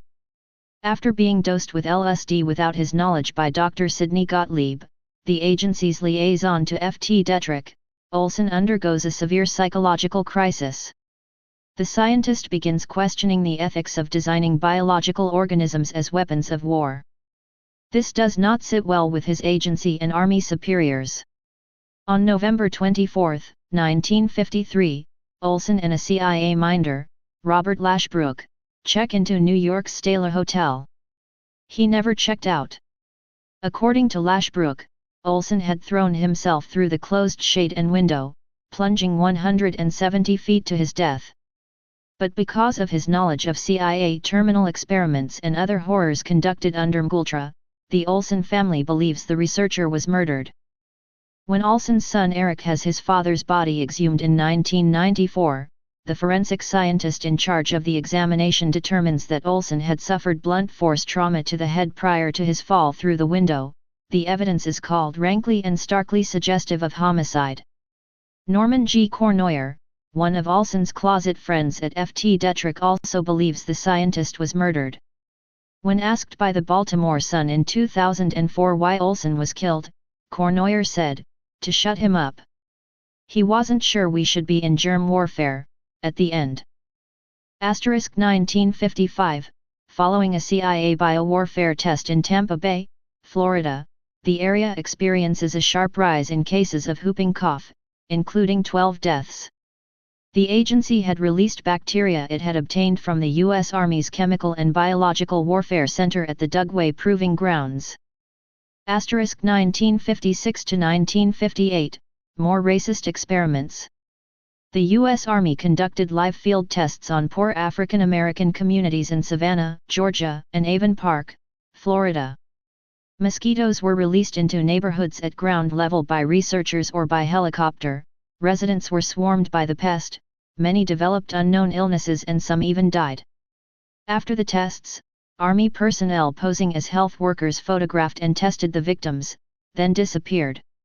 While specific details of the experiments remain classified, it has been theorized that a strain of yellow fever was used to test its efficacy as a bioweapon. 1962, a declassified CIA document obtained by the National Security Archive relates the following. In November 1962, Mr. Redacted advised Mr. Lyman Kirkpatrick that he had, at one time, been directed by Mr. Richard Bissell to assume responsibility for a project involving the assassination of Patrice Lumumba, then Premier, Republic of Congo. According to Mr. Redacted, poison was to have been the vehicle, as he made reference to having been instructed to see Dr. Sidney Gottlieb in order to procure the appropriate vehicle. Gottlieb was the chief scientific advisor for the CIA's Mgultra program. June 1966, the U.S. Army's Special Operations Division dispenses Bacillus subtilis var niger throughout the New York City subway system.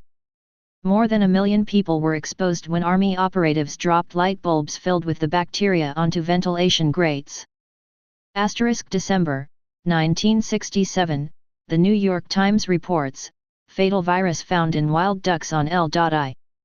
A virus never seen before in the Western Hemisphere, began with ducks in Long Island at a site opposite Plum Island. The virus devastates the area's duck industry and by 1975 has spread across the entire continent. 1971, the U.S. Department of Agriculture proclaims that Plum Island is considered the safest in the world on virus diseases. USDA's proof? There has never been a disease outbreak among the susceptible animals maintained outside the laboratory since it was established. 1975, PADC begins feeding live viruses to hard ticks, including the Lone Star tick, never seen outside Texas prior to 1975. The Lone Star tick is a carrier of the Borrelia burgdorferi, BB, bacteria, the causal agent of Lyme disease. The first cases of the illness are reported in Connecticut, directly across from the facility. Current epidemiological data conclusively demonstrate that the epicenter of all U.S. Lyme disease cases is Plum Island. It is theorized that deer bitten by infected ticks swam across the narrow waterway separating the island from the mainland. September 1978, a PIADC news release relays the following: foot and mouth disease has been diagnosed in cattle in a pre-experimental animal holding facility at the Plum Island Animal Disease Center. A documented outbreak has occurred. 1979, an internal investigation of the FMD incident reveals massive, widespread failures in the containment systems at PIADC. A USDA committee report recommends that Lab 101 not be considered as a safe facility in which to do work on exotic disease agents until corrective action is accomplished. 1979, despite containment failures and poor practices, USAMRIAD undertakes the investigation of the deadly Zagazig 501 strain of Rift Valley fever at PIADC. Producing symptoms similar to aerosolized hemorrhagic fevers such as Marburg and Ebola virus, the Army inoculates sheep that should have been destroyed as a result of the FMD outbreak with an experimental Rift Valley fever vaccine. The experiments are conducted outdoors, in violation of the lab's primary directive prohibiting such work. During a 1977 Rift Valley outbreak in Indiana, Egypt, some 200,000 people are infected and 700 others die excruciating deaths. A survey of blood serum taken before 1977 proved that the virus was not present in Egypt prior to the epidemic.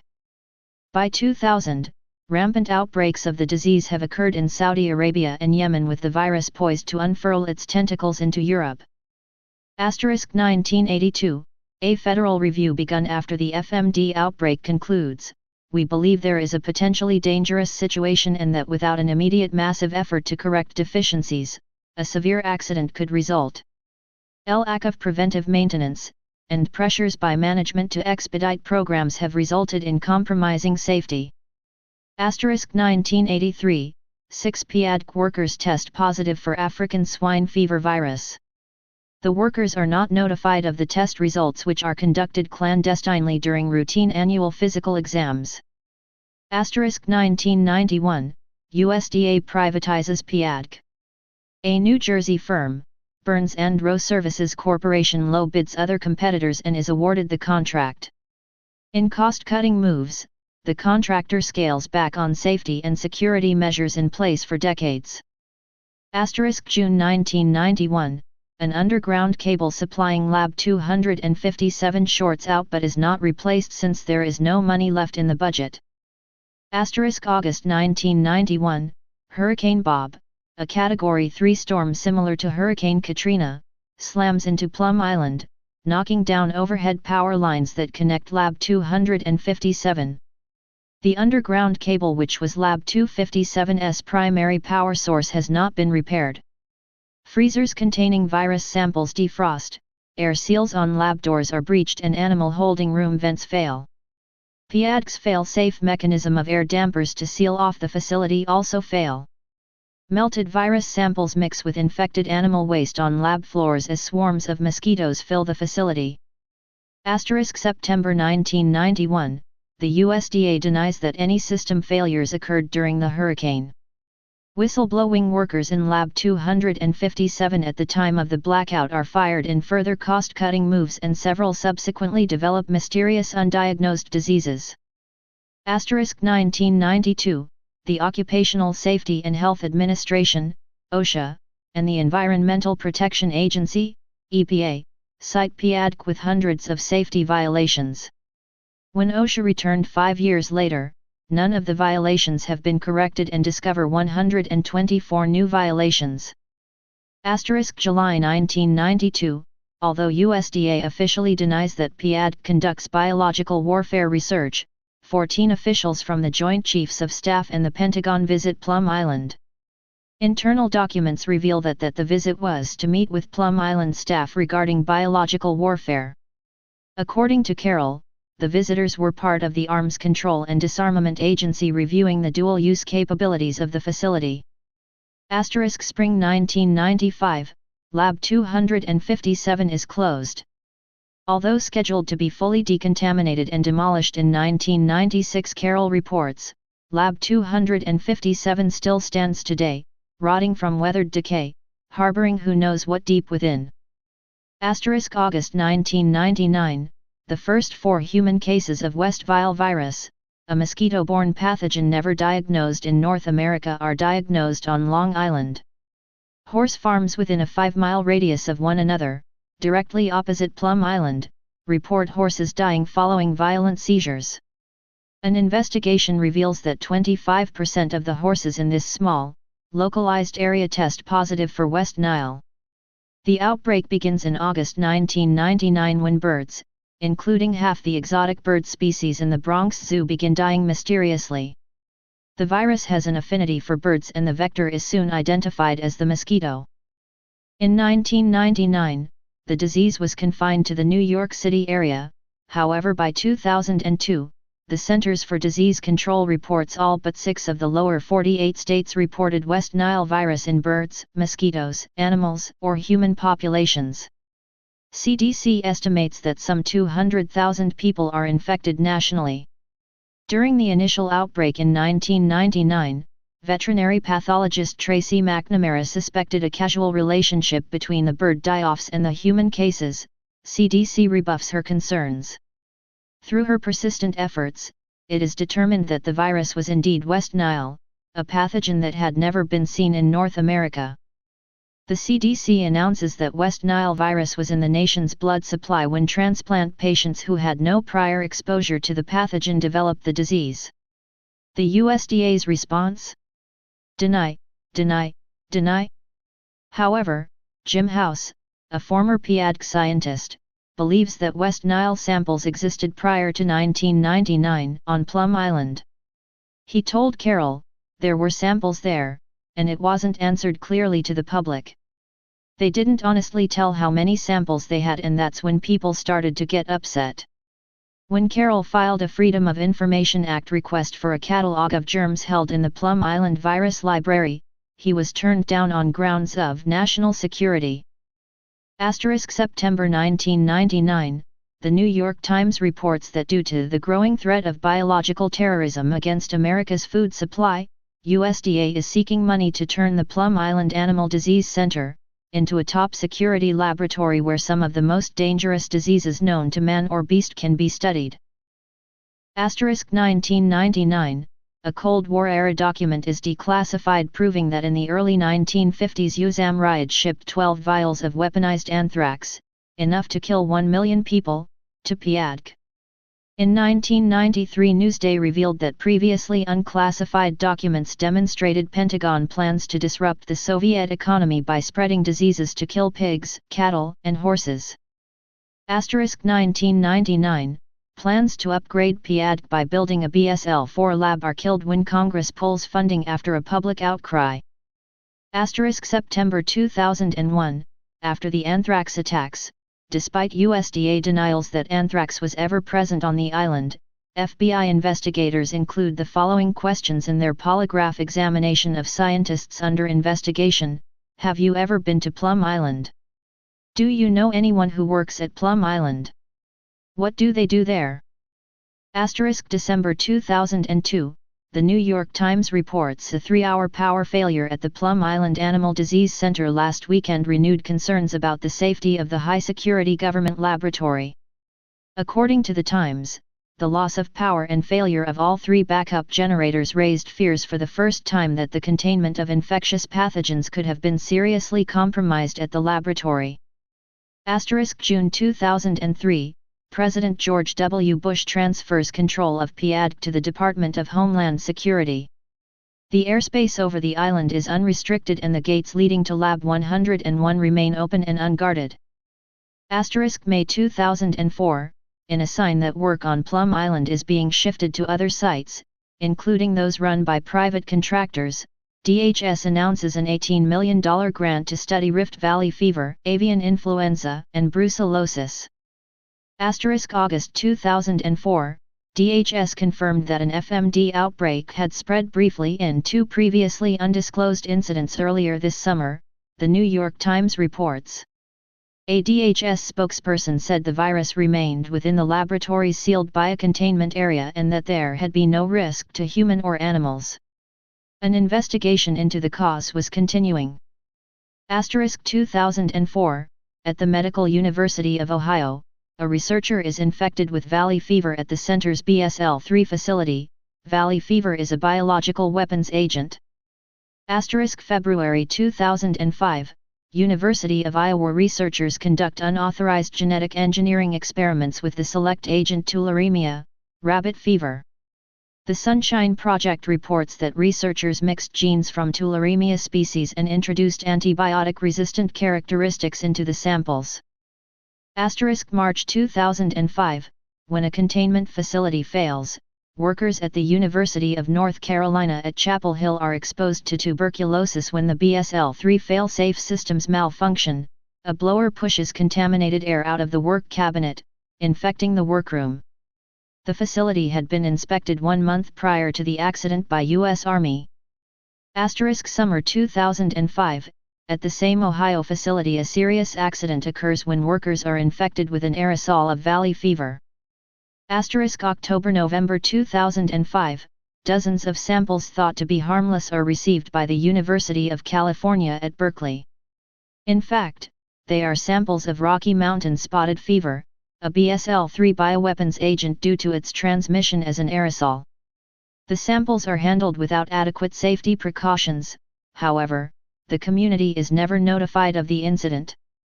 August 2005, the whistleblowing watchdog group Tri-Valley Cares obtains documents in May 2009 proving that the Lawrence Livermore National Laboratory had conducted restricted experiments with select biological agents at the facility.